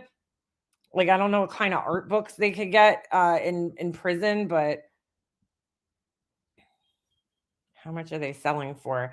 I don't know. Let me see. Let me see if I could go on her actual webpage and get some prices. I think she makes pretty good money on these.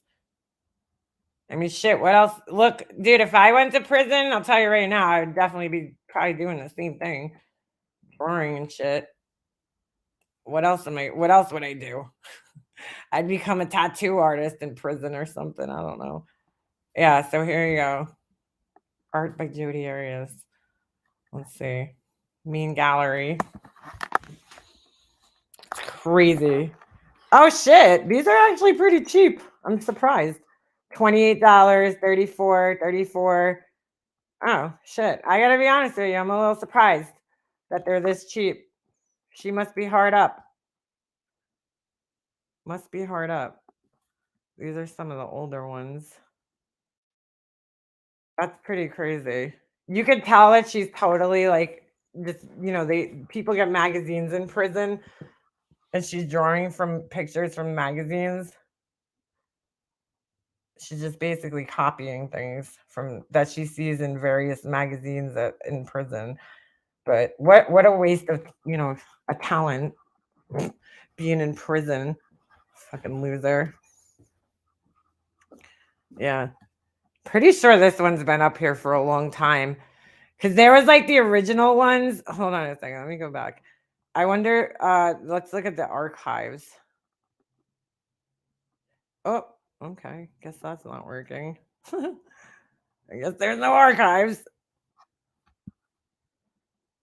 Hold on. Let's see if we click on another one. Like, she's got a whole ass freaking, I don't know. It's not letting me click on it for some reason. If you're, she had, oh God, why is Siri popping up? Stop it. Go away, Siri. Hold on. I hate Siri, dude. It's like, all right. Hold on. I think that's why it was messed up. General Art Archive. Yeah, for some reason it's not letting me click on this. I'm not really sure what's going on there. Probably my internet. Oh, there we go. The house where the tragedy happened is not far from me. Yeah, Mesa, Arizona, right? So yeah, these are the older ones, I guess. Or older drawings. Yeah, like look at that face. It's so like blank looking. Oh, it's kind of creepy. I don't know what these are. I guess this is paintings of some sort. Or maybe colored pencil. I don't know. But yeah, it's pretty crazy. She has the ability to do this from prison. There was older pictures. I remember when she first got into prison and there was a lot of different pictures, but who knows? She has these up here. What is this? I created self-portrait at Perryville for a college course in 2019. The assignment was to draw myself in my environment using some of the formal elements of art taught in the course. Wow, so this bitch is allowed to sit here and take art classes, college classes, and describe the image in those terms. The following is adapted from the written portion of the assignment. The contrasting colors of the blue sky and orange clothing symbolize the contrast between limitlessness above and confinement below. The buildings are simplified, but realistically convey their unimaginative boxy structure and neutral gray values. The lower half of the picture plane depicts a wide open space of dusty, sun-bleached dirt. Yet it's the foreground that really conveys my environment. Despite the open space show behind me, always there are chain link fences keeping women in giant pens. Thus, we never forget we are confined. There is little shade, so when I venture into the heat, I wear a hat and sunglasses. The chain link pattern is reflected in my dark lenses. Here, I've got my earbuds in, listening to music or an audiobook. The bright orange worn by all inmates makes us stand out against the drab buildings and dull brown dirt. Besides wearing the same clothes, we style our hair according to the detailed set of rules. So from far away, as this drawing depicts, we all look generally the same. Up close, however, the viewer can see we are unique in spite of our apparent sameness. Wow. I wonder if people actually buy these. I mean, I wouldn't fucking give this asshole any money. This one's pretty cool. The skull with the flowers. I mean, she even has like a detailed writing about some of these here. It's crazy. It's just crazy that she's allowed to have this website and shit. Like, why are you allowed to make money in jail? These are some of the older ones I kind of remember from when these are the ones I remember from when she first went to prison. She did a lot of celebrities, women faces. I mean, like this thing's pretty good. The grapes, that's pretty good. I mean, there's no denying. I remember this one. I definitely remember this one right here. Whoa, that's so weird. This picture with the kid with the piano. I have like a picture of my cousin that looks almost identical to that. That's fucking weird. Holy shit. I remember the lips with the pill back in the day. Some of these other ones. Look at that kid's face. How creepy. This is fucking creepy right here. Girl receiving flowers. Like, dude, that shit looks so creepy. Ugh. Any ninjas? Yeah, right? The ninja story. She's so manipulative. So manipulative. This woman. I mean, she still is in prison, manipulating people because she has to have somebody that's doing this website for her. And she has like all sorts of girlfriends and shit. Like her, I just watched recently, actually, there was a thing about her life, in prison. It was like a newer one. And they had, at the time, there was this woman, Donovan, who I actually spoke to once through messages. And she was like totally manipulated by Jodi Arias. She even was at her trial. I mean, it was bad. I think they met in jail. This was before she went to prison. But there was a couple of people that were, roommates or cellmates of hers that had come forward. And we're in this like documentary. I think it's on YouTube. I think you can find it on here. Every once in a blue moon, I'll do a Jodi Arias update search just to see what's going on. Yeah, the doggy door. God. But she like seriously manipulated people and triangulates, people against people. Like she's a sick woman. Very sick. She's gotten better. Wow. Prison art course has definitely been a benefit. Yeah, right. Just like, oh man. It's crazy. She owes the family a lot more than money. Yeah. Well, the way she, I think what was the most disgusting thing about her trial was the way that she turned around and just like tried to destroy Travis's character to like save her own ass was disgusting. Was he using her? Yeah, he was, using her for sex, clearly. But, every woman in this fucking world has been used at some point in their lives. Let's just be real. By some guy. And vice versa. We could use men too. He thought that they were friends with benefits and she was in love. And, she turned around and tried to destroy this man's character. Completely destroy this man's character. And that, I don't believe. Was he perfect? No, he wasn't. But who is? I mean, she just completely tried to destroy this man's character and her story doesn't even make sense. Is anyone watching the Gannon Stock trial? His stepmom killed. No, I can't watch that. First of all, the quality of it is terrible, and I just can't hear part of it. So I've kind of been keeping up with it, but not watching the whole thing.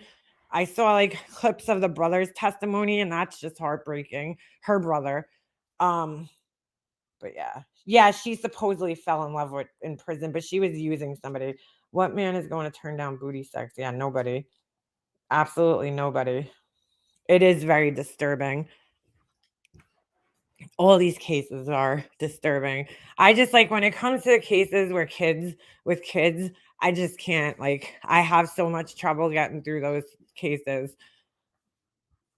He was a bit of an asshole, but she fucking killed him. Don't care how much of an ass he was. You lose the argument when you shoot and stab someone. Not only when you shoot and stab someone, but when you shoot and stab, first of all, you went after this man when he's in the most vulnerable position that a man could be in, right? Is he's in the shower, he's naked, and he can't even really defend himself, right? Then you stab him. I mean, brutally stab him. What was it, 28 times? Slice his neck open and then shoot him for good measure. Like, she way overkilled that man. And the whole reason that her story never made sense is that she got away from her alleged abuser, right? She got 500 miles away from her alleged abuser. 500 miles. That's a fucking 10-hour drive? More than that? I think she was over 500 miles away. And then she went back and drove all the way out of her way to go back to her alleged abuser, right? I mean, come on. You're not going to do that. If you're really into this horribly abusive relationship, you're going to stay and you finally get away from that person and create distance. You're not going to go back to them for more abuse. Like, come on. So you can hear all the voicemails and everything where she's giddy as hell talking to him. Yeah. That was her biggest downfall, was that photo shoot. That's ultimately what did her in. Leaving that camera behind. And her foot in the picture. I watched her interrogation so many times that I practically have it memorized. Like, it's crazy. God bless that guy, that Detective Esteban Flores, who fucking had to sit there with her. Oh my God, that man had the patience of a saint. Fucking questioning her ass.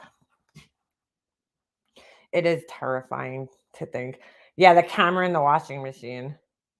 It is terrifying to think that these people are here, walking amongst us. Like, you don't know. It could be your neighbor, It is. It's terrifying. Absolutely. You know what the saddest part about that story is? All of Travis's friends warned him. All of his friends warned him. Like, there's a lot of cases where people just don't see it coming. Like the Chris Watts case. Nobody saw that guy doing what he did.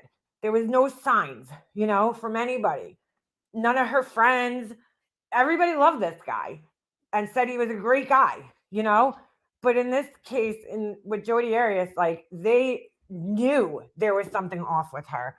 Every one of his friends knew it and told him to stay away from her. There's something wrong. I mean, they even joked about her doing something to him like this. That's the saddest part to me, is that there was a very obvious problem with her from very early on in the relationship that people picked up on, and he continued talking to her. And it's like, it's why, like, these religions are so just dangerous. Some of these extreme religions with these rules, because he was, trying to live this double life of being this Mormon, this good Mormon boy, right, who followed all the rules, and then like a real human, a real young 20-something-year-old guy who, that's what 20-year-old guys do. Like I told you guys the other day, I was watching this the Breaking Amish thing, and I'm like, you could see the brainwashing in these people in the show, whether it's like scripted or a little bit or not. I know that it's true because there's this other guy I actually follow on here. He just popped up in my thing one day. His name is Eli Yoder. He's actually really funny. He's like missing a tooth in the bottom, and he's ex-Amish, and he grew up, I think it was in Ohio, in an old order Amish community. And like, he talks about all the shit that he went through in the Amish church, and he shares all the stories about it. And it's just like the brainwashing. Like, could you imagine? Like, I tried to imagine myself the other day, like being brought up in an Amish household where it's like, you can't have a phone. You have to wear those fucking clothes that make you look like you're from like the fucking 1800s. Like, what the fuck? Like, how is that still going on today? I know if I was brought up in one of those communities, just knowing the way I am, I definitely would have had to escape at some point in time. I know it. I would have escaped at some point in time. Like, I would have been like, I'm out of here. I am not fucking dealing with this shit. But even when people want to escape from these like culty religions, right? Their escape is never a clean one because the family will shun them, and they're kind of just like thrown out into the world on their own. And it's like so sad. Some of these people, the mom in this show, the Breaking Amish show, right? The mother who's still Amish, and the dad, you could tell that they want to leave so bad. But what are they going to do? Right? They're in they're older people. They're probably in like their 60s or maybe even probably 60s, I'd have to say, right? Where are you going when you're 60 years old? Unless your kids are going to take care of you, where are you going when you have no education, past that 8th grade education? Your whole life you've been brought up Amish. You have no resources out in the real world besides your kids that left the Amish, but like, how are you going to sustain yourself and survive out in the real world if you're Amish? So they're almost like stuck.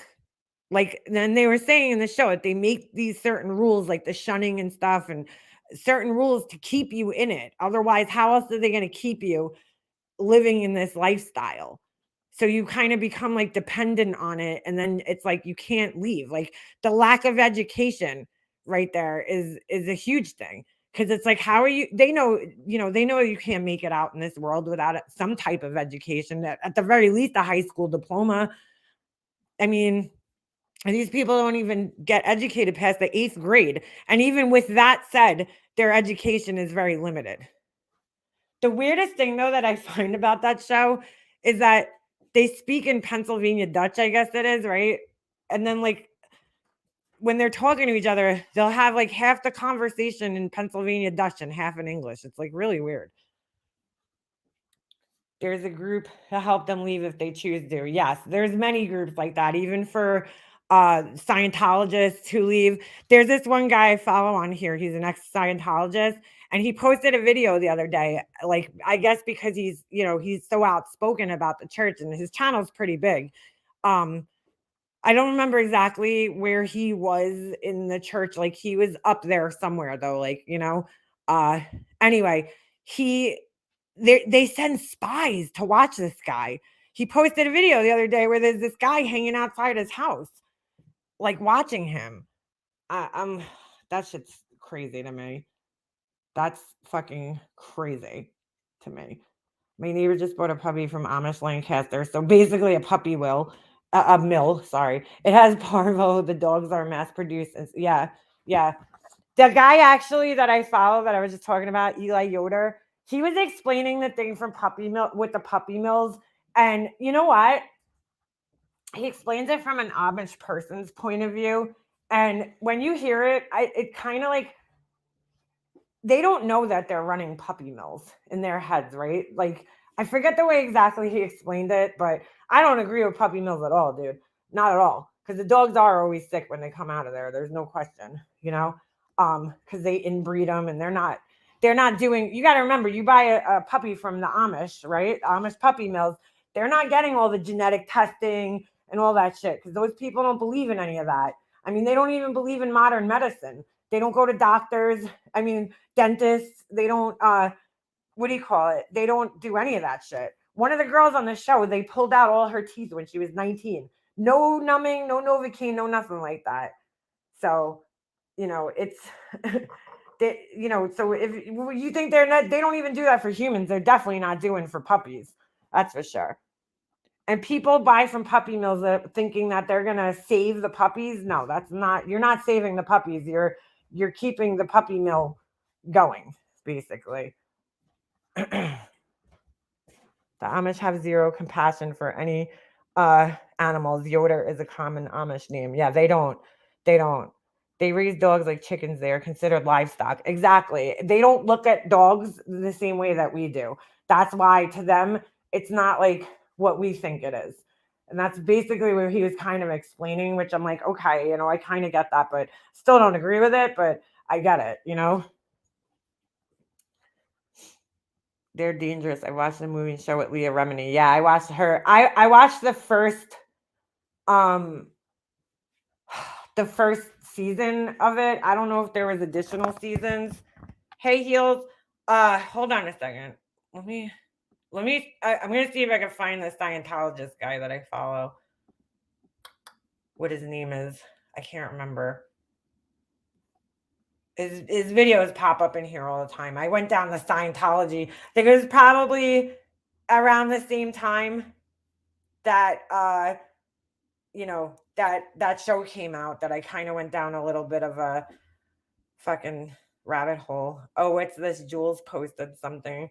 Laura's sick in the head. You don't say. No, just kidding. Hold on a second.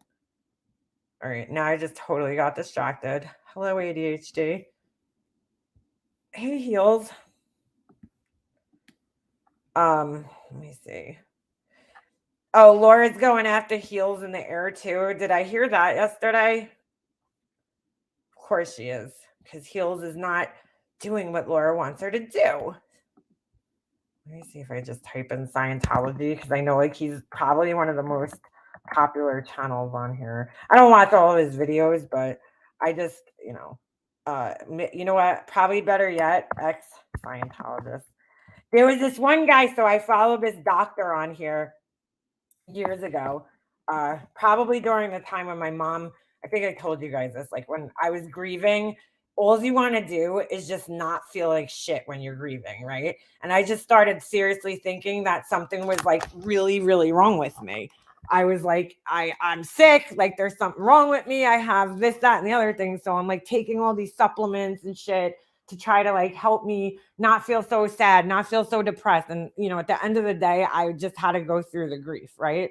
So I would, I was looking up all these things, and this Dr. Berg came up in my thing, and I started watching some of his videos, and he's I don't even know what kind of doctor he is. He's probably a chiropractor or something, holistic. I know he was something holistic, right?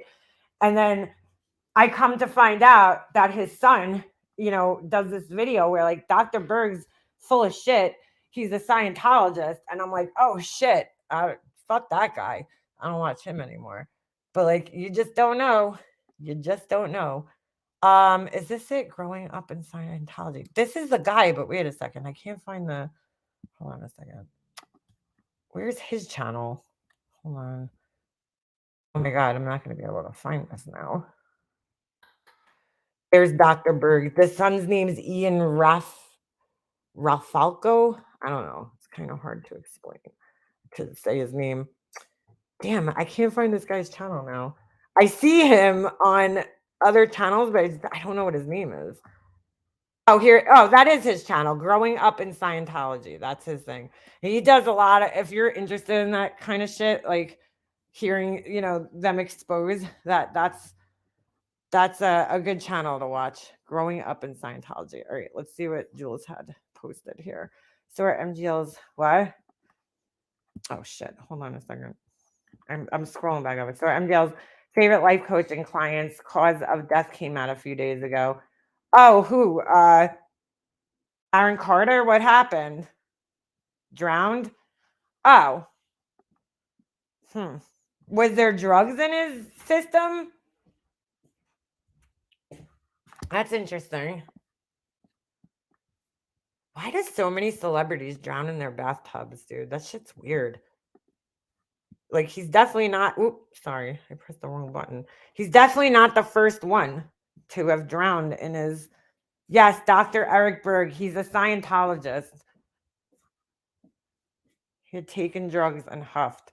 Well, that's sad. Very sad. That man needed help, but people are like blaming his family. There's nothing the family could have done, honestly. You can't force somebody off of drugs. You just can't. That's really sad. Trigger warning. Oh boy. Oh boy. Laura IQ, she's no QT, but she sure has a low IQ, has been known to have a foul sexually deviant mind for 5 years now, always threatening the women of the DC with her purple dildo. That is true, Jules. That is true. True. Sorry. With her purple dildo.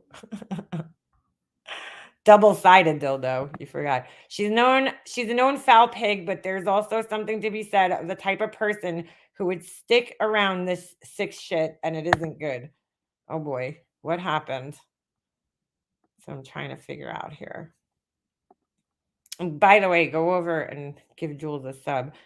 She wanted to tell the community she attempted to unalive herself and have the same daughter she used as pedo bait, to come on here and break the news.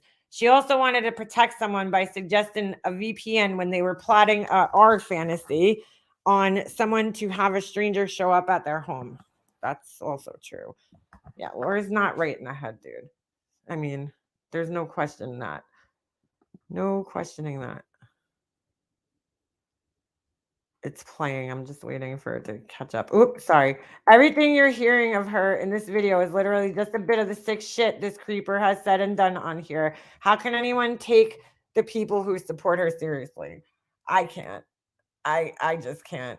There's no thing. To be honest, they're lucky I'm not blasting them by posting some of their moronic comments to the absolute BS Laura spews. Yeah, that's true too. That is true.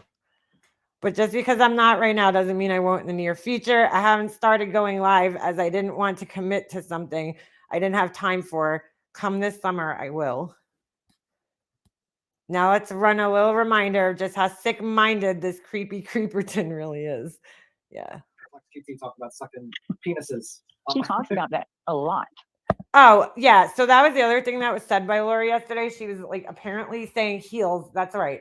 Heels is a pedo or pedo or however you want to say it, right? Because she was running this contest where, if you watch Heels' videos, in the beginning, she has like her little song and then people dancing, right? So she was like basically having a contest for fun. But, Laura doesn't understand what that is. That like, if you want to submit a video for her opening, then submit a video. So, of course, Laura's deviant mind goes to the fucking worst place humanly possible, because she doesn't understand what having fun is, or she's probably jealous in some way of Heels, because Heels does have a lot of support on this platform. And so, that's Laura for you. She always goes to like this, her fucking mind always goes to the sickest shit, always. Like her and her buddy Molly Golightly both have fucked up heads and always think of the sickest things. She always throws it in. She'll throw it into it. Laura or Molly? Laura. She just throws it into whatever she's talking about. Yeah, she's very sick. I mean, she just took something that had nothing. She took something cute and turned it into something. Or tried to. Well, I heard she said something. I mean, last night when we were at Alicia, hold on, I want to people were telling me. I'm following. I'm sharing it the right way. Oh, because I might have fucked up again. Did you guys hear it? Let me know before I press play. Shows what kind of person Laura is to go there. Shows how twisted her mind is. Yeah, she's definitely obsessed with pedos. Like, I mean, always. Everybody's a pedo to Laura. It's just very odd that her mind always goes there.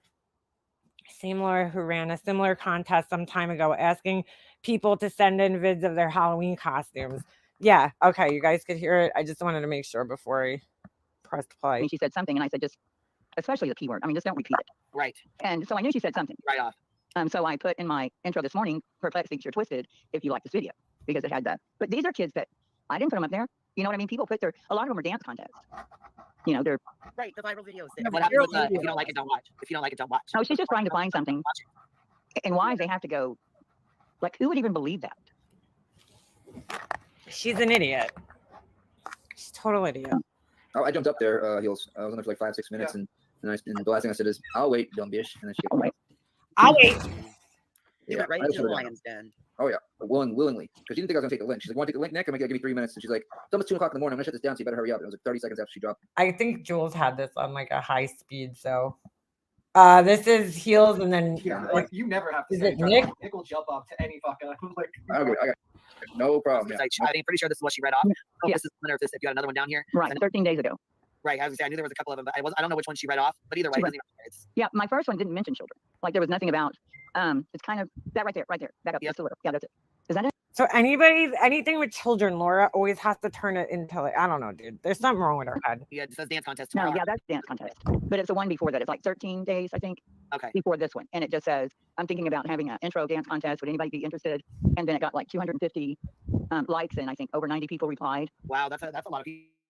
What? Yeah, there were a lot of people interested, and I had all kinds of. But it's weird because not a lot of people. Good or were they like good and bad, like half and half? No, they're all good. All of them are good. It has a filthy mind, like Laura. I mean, No. would think. Yeah, it's weird. Wouldn't even What does she even like? Why does she even care about this? It's so bizarre. enter my mind that someone would think that. And so what she's doing is she's putting it out there. You know, she gave it air. It's a dog whistle, basically. Yeah, because there's something wrong with her, dude. It's kind of strange that her brain always goes to that shit. Obsessed is an understatement. She got me. You want me to be mad? She got me. I am fucking triggered the house.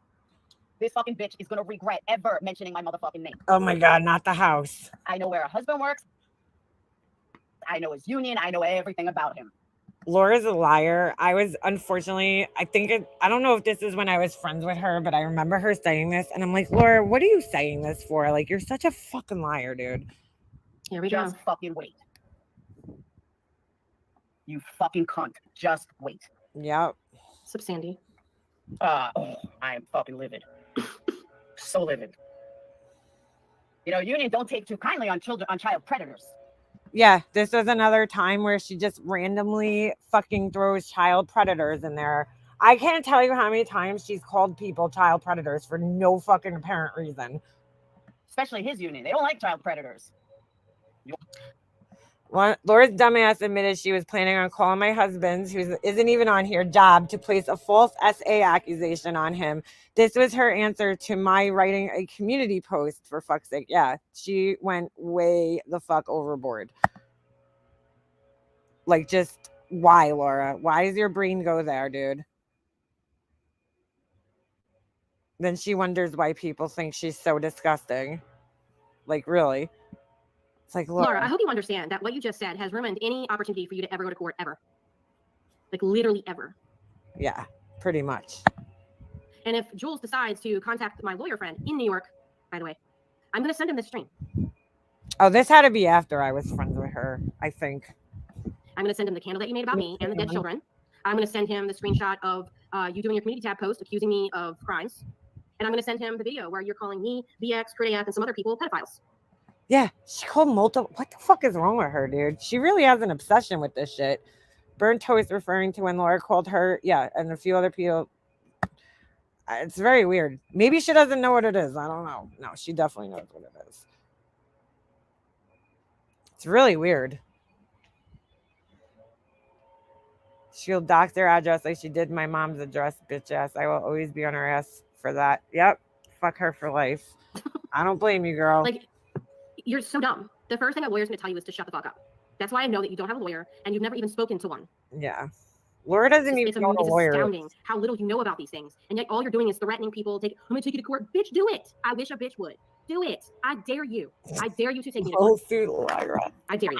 Okay. Lyra. Do it. Wanna fuck with me, Jules? You've just fucked with the wrong person. Believe that. So scary. Hold on 1 second. I need my vape. That fucking vape, dude. Destroying their lives, that would be fun. See? The only thing Pull Up Jules is gonna do is pull up her pants after she gets raped up the fucking ass. Yeah. Yep. Mm-hmm. That's what she said. That's what's gonna happen to Pull Up Jules. Pull up your pants. That was also a TOS violation. Oh, God. Like, there's something wrong with her, dude. Yeah. There's something wrong with this woman. For real, for real. For real, for like for real. Like for real. She knows it stops people from coming after her. Well, she thinks it's going to. That's the whole thing, you know. She really is. I think she just needs to get laid. Maybe she'll stop thinking about all this horrible shit, but probably not. Probably not. That's where her brain goes to, dude. Every time. It's like penis sizes and she's just fucked, bro. Her brain is literally fucked. Fucked. You have to be careful working with a lawyer. And lawyer's threats are enough to shut her down. Yeah, she's definitely a psychopath. There's no question about it. Or something battery operated. She needs something. She needs Jesus or something. I don't know what the fuck's wrong with her. I don't know why everybody's like, that's the things I don't understand. Heel's having a contest for her channel. Why are these people? Why? Because you can't find anything else negative to say about her, so you have to make something up. Like, I don't fucking get it. I don't get it. Look, there's no question in my mind that Laura knows exactly what she's doing because nobody was talking about her for the longest time. No clip channels were clipping her. Nobody was talking about her, right? For the most part, she was doing her fucking own thing over there, true crime. She jumps to Molly Golightly's defense after she gets shut down, okay, and thrusts herself back into the spotlight where everybody's now focusing on her. And like, she knew that was going to happen, dude. She's stupid, but she's not that stupid. Trust me. You know, all the signs were there that Laura was about to do something. You know, we saw her up on plenty of, times complaining about her numbers aren't that good. She's being clipped on other people's things. So it was about time that, something happened to get her back into the spotlight at some point in time. And that's what happened. So don't complain now that the attention's on you. Ridiculous.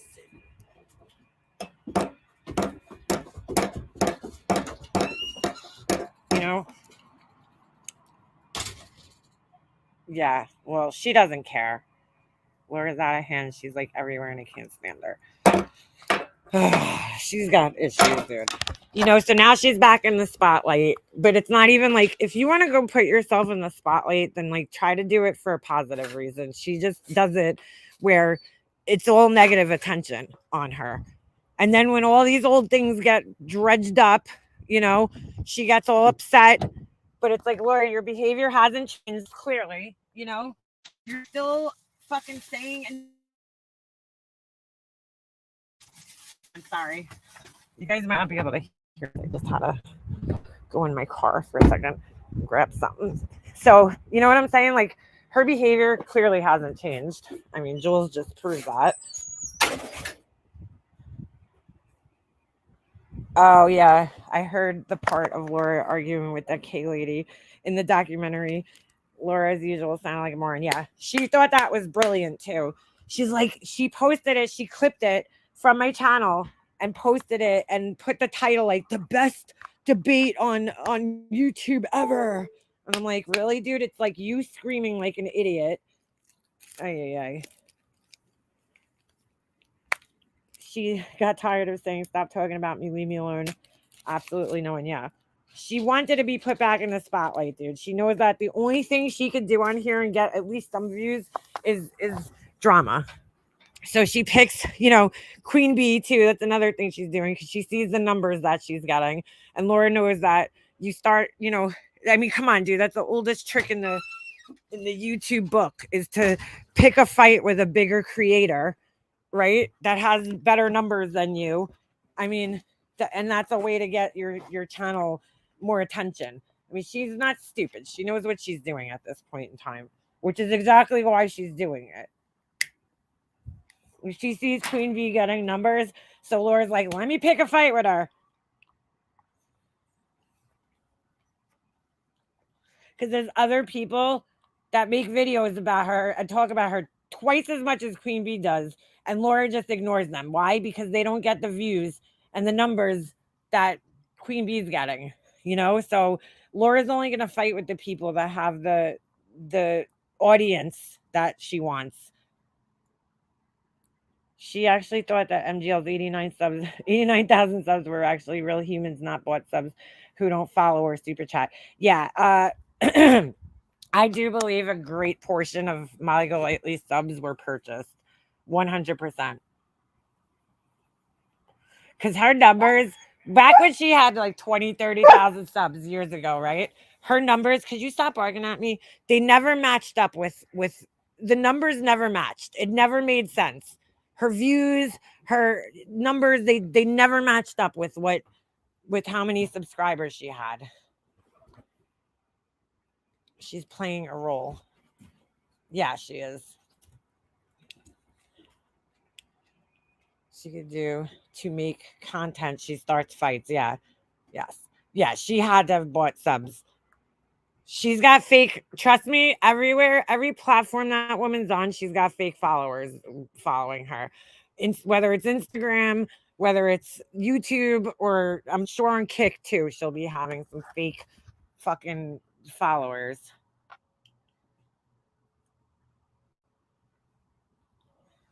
These people just like, they want people to believe that there's something that they're not. I don't need that shit. This does nothing for my ego, how many followers I have. You know what I'm saying? Like, I don't need that for my ego to make me feel better or accomplished in my life. Like, it does nothing for me.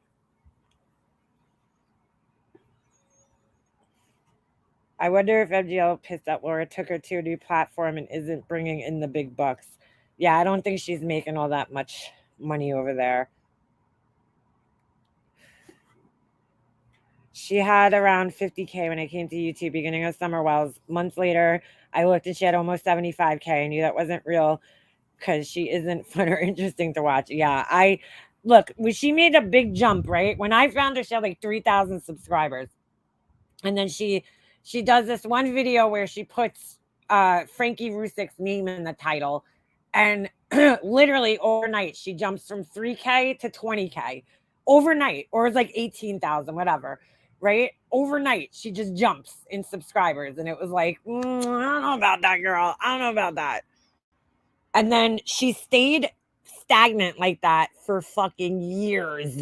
And then there was times where she would only get like 80 people in her chat. And then her views never matched ever with her subscriber count. And then I think it was right around the time when she started covering the Summer Wells case, she got another huge jump in subscribers. I never bought it. Just didn't make sense. I know, I miss Hummingbird too. She don't like us no more. She don't come hang with us. I haven't seen her out here in a long time. I remember when she had like 5K. Yeah, I found her at 3,000, and whatever it was, maybe she went up to like 8 and then jumped to like 20. It was like a huge jump overnight. Very obvious when people buy subs because, like you said, if you have 20K, pull in, yes, 1K, you're less than 1K. Exactly. If you watch the bigger channels, you know, not always, but sometimes, right? They'll have, if they're like regular people that go live all the time, they have that amount of subscribers. Usually those subscribers will be watching them. They'll have a decent amount in their chat. She never has that.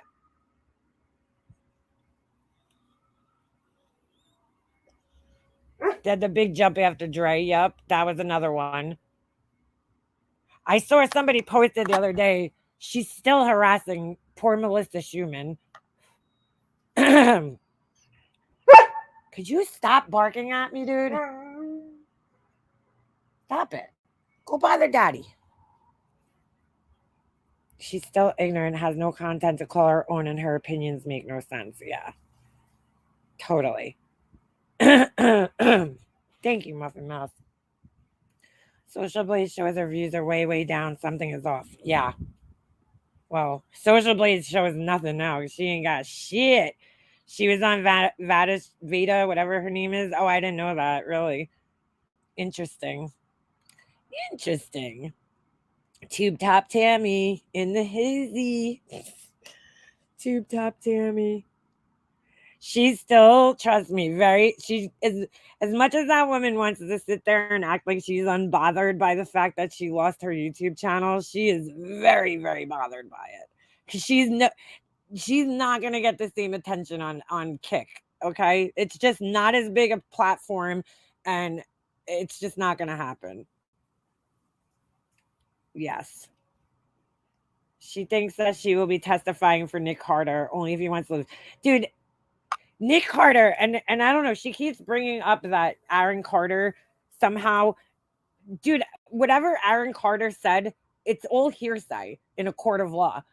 He could say whatever he wants. It's unless he has actual evidence, it doesn't matter. She clearly doesn't understand how trials work and what hearsay is. For somebody who sat at the Johnny Depp trial, you think she would have understood, but unfortunately she doesn't. Drugs make people angry. Maybe she'd still be an asshole though. Yeah, she's just an asshole. Yeah, Ovi's up my butt, girl. He's always next to me. She said she's forced to testify. Bullshit. I don't see what value she could bring to that case testifying, honestly. All she did was harass somebody online. That doesn't bring any value. If anything, she would probably hurt his case by testifying. So I don't see why they would even need her to testify. She's not involved in any way, shape, or form, except for just being some person online who harassed this woman. That's it. It's not going to bring any value to the case for her to testify. And trust me, if she was about to testify, she would have had to do a deposition prior to that, okay, for the case. And, you know, I'm sure if that was the case, she would have been bragging about that already. So she'll say Aaron was murdered by Trey, yeah, right?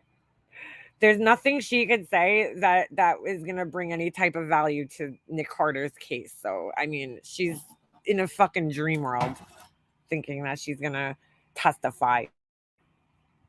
She will do anything to think she is a famous bitch. Yeah, she will. Absolutely, she will. I forget who posted the thing the other day. It was a screenshot from her Instagram, and it was fucking ridiculous what she wrote. Was it? It might have been blank screen. Hold on. I do remember commenting on it. Blank screen. Oh, I forgot what blank screen. I always forget the letters. It's like MTHT or some shit like that. Where's blank screen Ben? I haven't seen them around. MTHT, is that it? Fuck. Let me see. I can't remember blank screen's name. Oh wait, is this it? Yeah, I don't know. Oh wait, I found them. I found them. Was it their community? Hold on a second. Or was it Tragedy Pimps Exposed? I can't remember. There's so many like different clip channels nowadays. You know what? I could probably go on her, just go on her her Instagram page. Hold on a second. Oh my god, this thing is too much, dude. Is this real? Hold on a second. Most hated troll. Oh yeah, for sure. For sure. TMHT. I always get it wrong. My son's mask is here. My son's so, dude, this kid is so weird. I swear to God, he's like, he was born in the wrong decade. He loves like old school shit. So he had a $25 gift card for Amazon, and she's the Trent Bolt of the country. Yeah, hold on a second. I got you. Hold on. I'll come get it.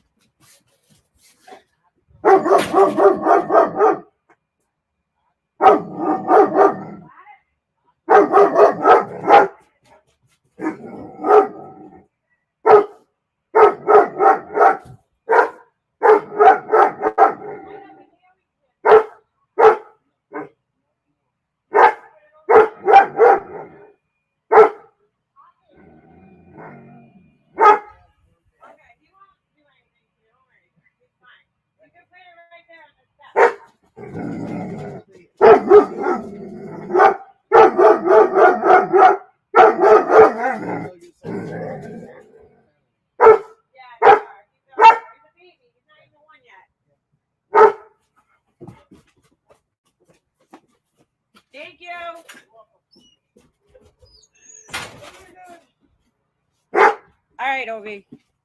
We got you, dude. That guy was terrified. He wouldn't even come up. He's like, I have to take the picture. I'm like, you can take a picture. I'm like, well, I don't know. They usually, if the Amazon Prime, if they see you, they usually just hand it to you. But if they leave it, they have to take a picture of it on the porch. So he didn't even want to walk on my driveway, the guy. He was terrified to come up here because Ovi was going crazy.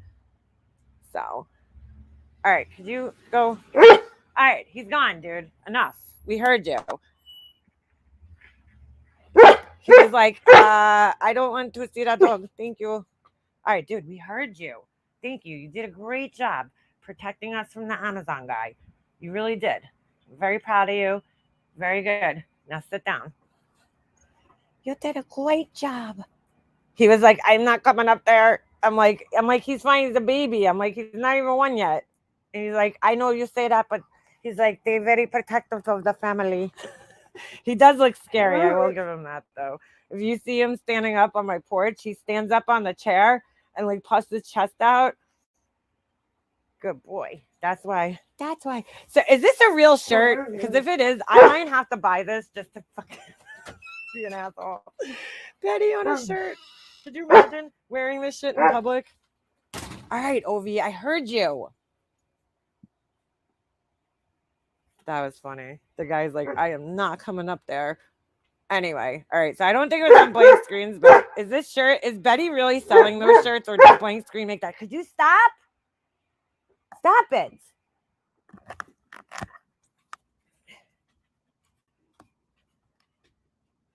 Because if it's a real, I just might have to order it just because it's so bad. It's so horrible that I might have to order it.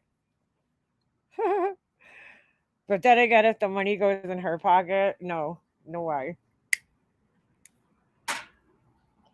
Like, who would want to wear a shirt with her face on it? Give me a break. The fonts, the colors, it's like, oh my God, it's like 2006 called. They want their fonts back and their colors. All right. Could you stop pushing me, dude? Please. All right, Ovi. Shh. Stop it. You're going to go inside. You're annoying me. Stop. All right, hold on. Let me see if I can find this post. I'm going to have to go to Google and find her Instagram myself because I don't remember whose page it was. All right, hold on a second. Molly Lately Instagram. I mean, she like, just leave this girl alone, dude. Is this it? Hold on. Leave Melissa Schumann alone. You're not part of this case. You know, you're not gonna. It's just like the infamy she wants. She wants the fame. Oh, this isn't her. Hold on. There's somebody else named. Oh, wait. Isn't her? Fuck. I don't know what her Instagram name is. Let's see if I can find it. I forgot what her fucking Instagram name is. Yeah. She doesn't have my wait, let me search on Instagram and see if I can find it. Somebody posted it, but I can't remember who the fuck it was. I just can't remember. I don't know what her Instagram name is. And I can't remember who posted this. So that don't help. It's LV something. Douchey big douchebag. Yeah. Why is she in jail for being with a minor? Yeah, that'll be great. If it comes up, if she goes up on the stand, you don't think that shit's gonna come up? She has no credibility, that woman. Zero. Who in God's creation is going to listen to her like she has any credibility? Come on, dude.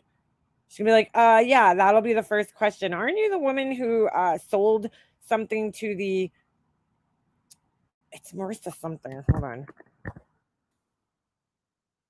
See if it comes up. Oh, wait. What if I just type in here Molly Golightly instead of on Google? Oh, there it is. I found it. Fuck. And it just disappeared. There it is. It is Molly Golightly. Okay. Marissa Molly Golightly. Yeah, she has. Oh my God, dude. Harassing this poor girl. Leave this woman alone. Oh, Lord. Oh, Lord. Hold on. I have to share with you guys.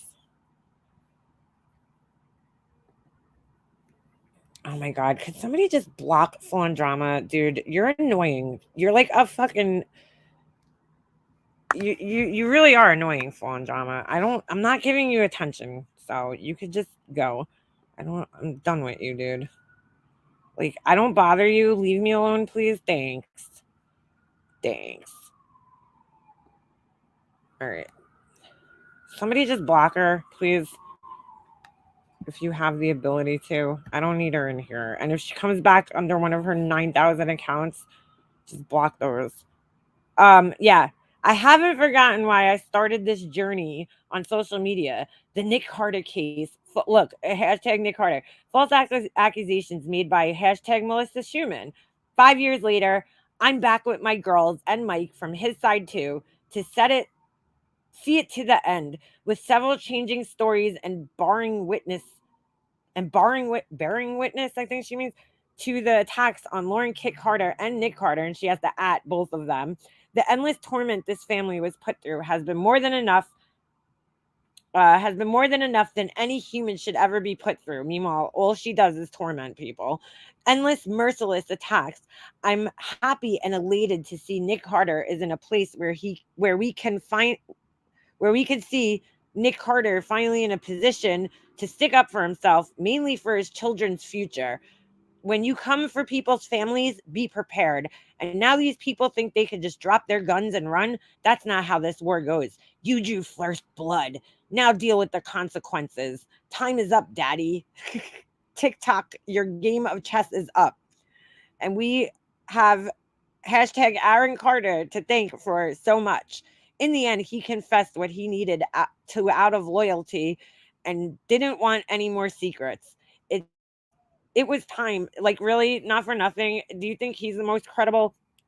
It was time to come clean, and his love of his life would call it. But then again, if Aaron were still here, none of us would be here, and that's a fact. I don't even know what the fuck that means. None of that even makes sense. That's the most incoherent ramblings of a fucking weirdo that I've ever heard. But her obsession with this dude is fucking very strange. What is this? This is terrifying. Good God. Some people just never learn.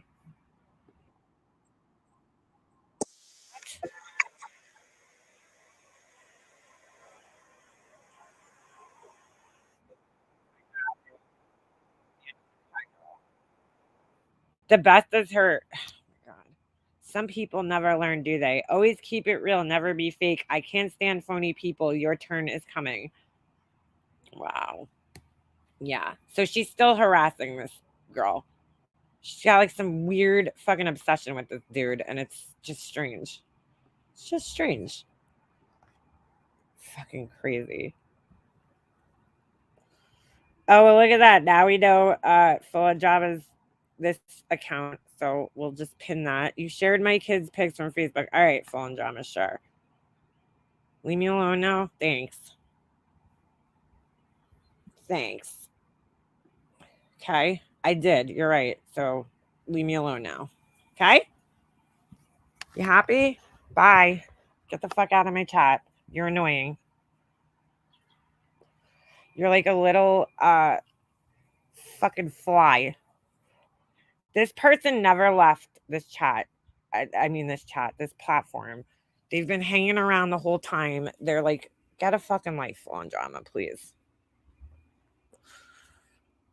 Full of douche. No, they're not doxing somebody. Cunnilingus is what they're trying to say. I bet Nick removed the tag. He's got to be so embarrassed. I know. He's probably like, please don't tag me. Please don't tag me. Yes. Yeah. Hiding in the bushes. Nobody ever fucking leaves this place. Ever. Okay? I mean, seriously, you're talking about some shit from fucking 3 fucking years ago that I don't even remember. But if I did, sorry. I think we already went through this. And I think if I did, I apologize to you. And we were cool after that. So why you're mad about it 3 years later, I don't know. You just need attention. And that's pretty sad. But you're really in no place to be talking about other people's kids when you do what you do. So fuck out of my chat, dude. Crazy ass fucking weirdo. Oh shit, I'm opening my son's package. He's gonna be all pissed. He wants to do it. Oh, Mr. Cardinal too. Please keep giving us all your troll names. We need this. We need them. I'm not talking to her, so she could go bye-bye. But thanks for the money, honey. Thanks for the money, honey. Good God. Anyway, I don't care for any YouTubers merch. Yeah, hence the reason I don't have any, because I don't know who would want to walk around with, like, I don't know. It's weird. If I made like merch, it would be like something that I feel like people would just like. You know what I'm saying? Not like my name necessarily. I can't imagine paying someone I dislike just to tell them something. I can't imagine harping on something that I discussed years ago, and then we were fine and friends, and then getting mad about it after you were already okay with it. Whatever it was, I don't even remember. So I can't I don't even remember. I remember seeing screenshots of her Facebook. If her kids were in the pictures, they were in the pictures. It's like I don't even remember. That's how insignificant it was in my life. So, whatever, dude. Heavy. No, Crime Canary. I have my website pretty much put together. I still have to just photograph a couple of things, and you know, I'm not doing the candles just yet. Like, I'm kind of holding off on that just a little bit. But everything else is pretty much listed up there. Only other things. So here's another one of her accounts. Just keep it going, dude. Molly Go Doxing. She's still doing that. Her superiors would not like it one bit. No. It's like, get a fucking life, dude. Find a hobby. Find a hobby. Meanwhile, I'll just be quiet. I'm not even going to give this person the attention that they want so badly. So badly. So badly. Like, just go away, dude. You know? I don't get it because I don't bother this person at all. I don't talk about them. I don't mention them. I don't care about them. Like, leave me alone. Molly Go Doxing. I thought that they were friends. I guess not. Is there a link to your website? Crime Canary. It's not live yet. When I post it like live, when I'm done, I'm gonna obviously share the link here. I just want to I have to kind of fix up a few things. I need to take a couple more pictures, and then when everything's done and I have everything listed on there, then I'll share the link. So you guys will definitely know about it. Does she live near trains? Go chase one. Oh, Lord. Here's another one. And another one. You're insignificant, obsessed about Molly. Get a life itself, hypocrite with your channel going after Molly. I don't even, is that English? Is that even English? Oh my God, dude. She's got fucking, holy shit. Her trolling has fell off. As old as she is, you would wonder why she acts like she does. Fucking weirdo. Yeah, for real. For real. This is great though. The fucking, hold on a second. Let me do something real quick. Before she gets blocked, hold on a second. We don't want to block without hold on. Without grabbing those links. Because that could be very valuable. Let me just mute myself here for a second. All right. Not me. I'm muting my video. I have to pull up my YouTube chat. Moderation activity is now hidden. This includes messages that are held for review. you are moderator and users who are putting time in. That's weird. Why would they do that? You can show or hide moderation activity from here. That's so weird. Why would they do that? I don't understand that. Oh, all right. Hold on a second. All right. Grab this. It's always good to have these because these trolls love to change their fucking names all the time. Mr. Cardinal. But thank you for the $4. I appreciate that. I really do. I really do. Like, imagine being that desperate for attention. This is what you do in your spare time. Holy shit. That's pretty sad. Show you guys the website. Hold on a second. That's won't let me. All right, hold on a second. Am I sharing right now? Okay. I have to put my password in. It's very simple. I'm very new to making any type of websites. So right now I'm just kind of using a template and kind of sharing from there. Corey's hairy armpit. All right. So hold on a second. Let me just make sure none of my personal info is on here. Okay. I'll go this way. I put the link. Thank you, Beefers. So this is just the home page, clearly. And then this is where I'm having a little bit of trouble. What is this thing? Why is this little sad face there? I don't like that. Refuse to connect. That's weird. It's really weird. So yeah, this is just where I'm having a little trouble. Like stuff like this, since it's like handmade, like I don't know whether I should just list one and that's the one you're gonna get, or list that and just put a little disclaimer, like, you know, obviously they're gonna differ since each one's gonna be unique and handmade. But you could order one that looks like this, but it's not gonna be exactly that. You know what I'm saying? Well, none of it is. Nothing's gonna look exactly how you buy it on here. So that's the only thing.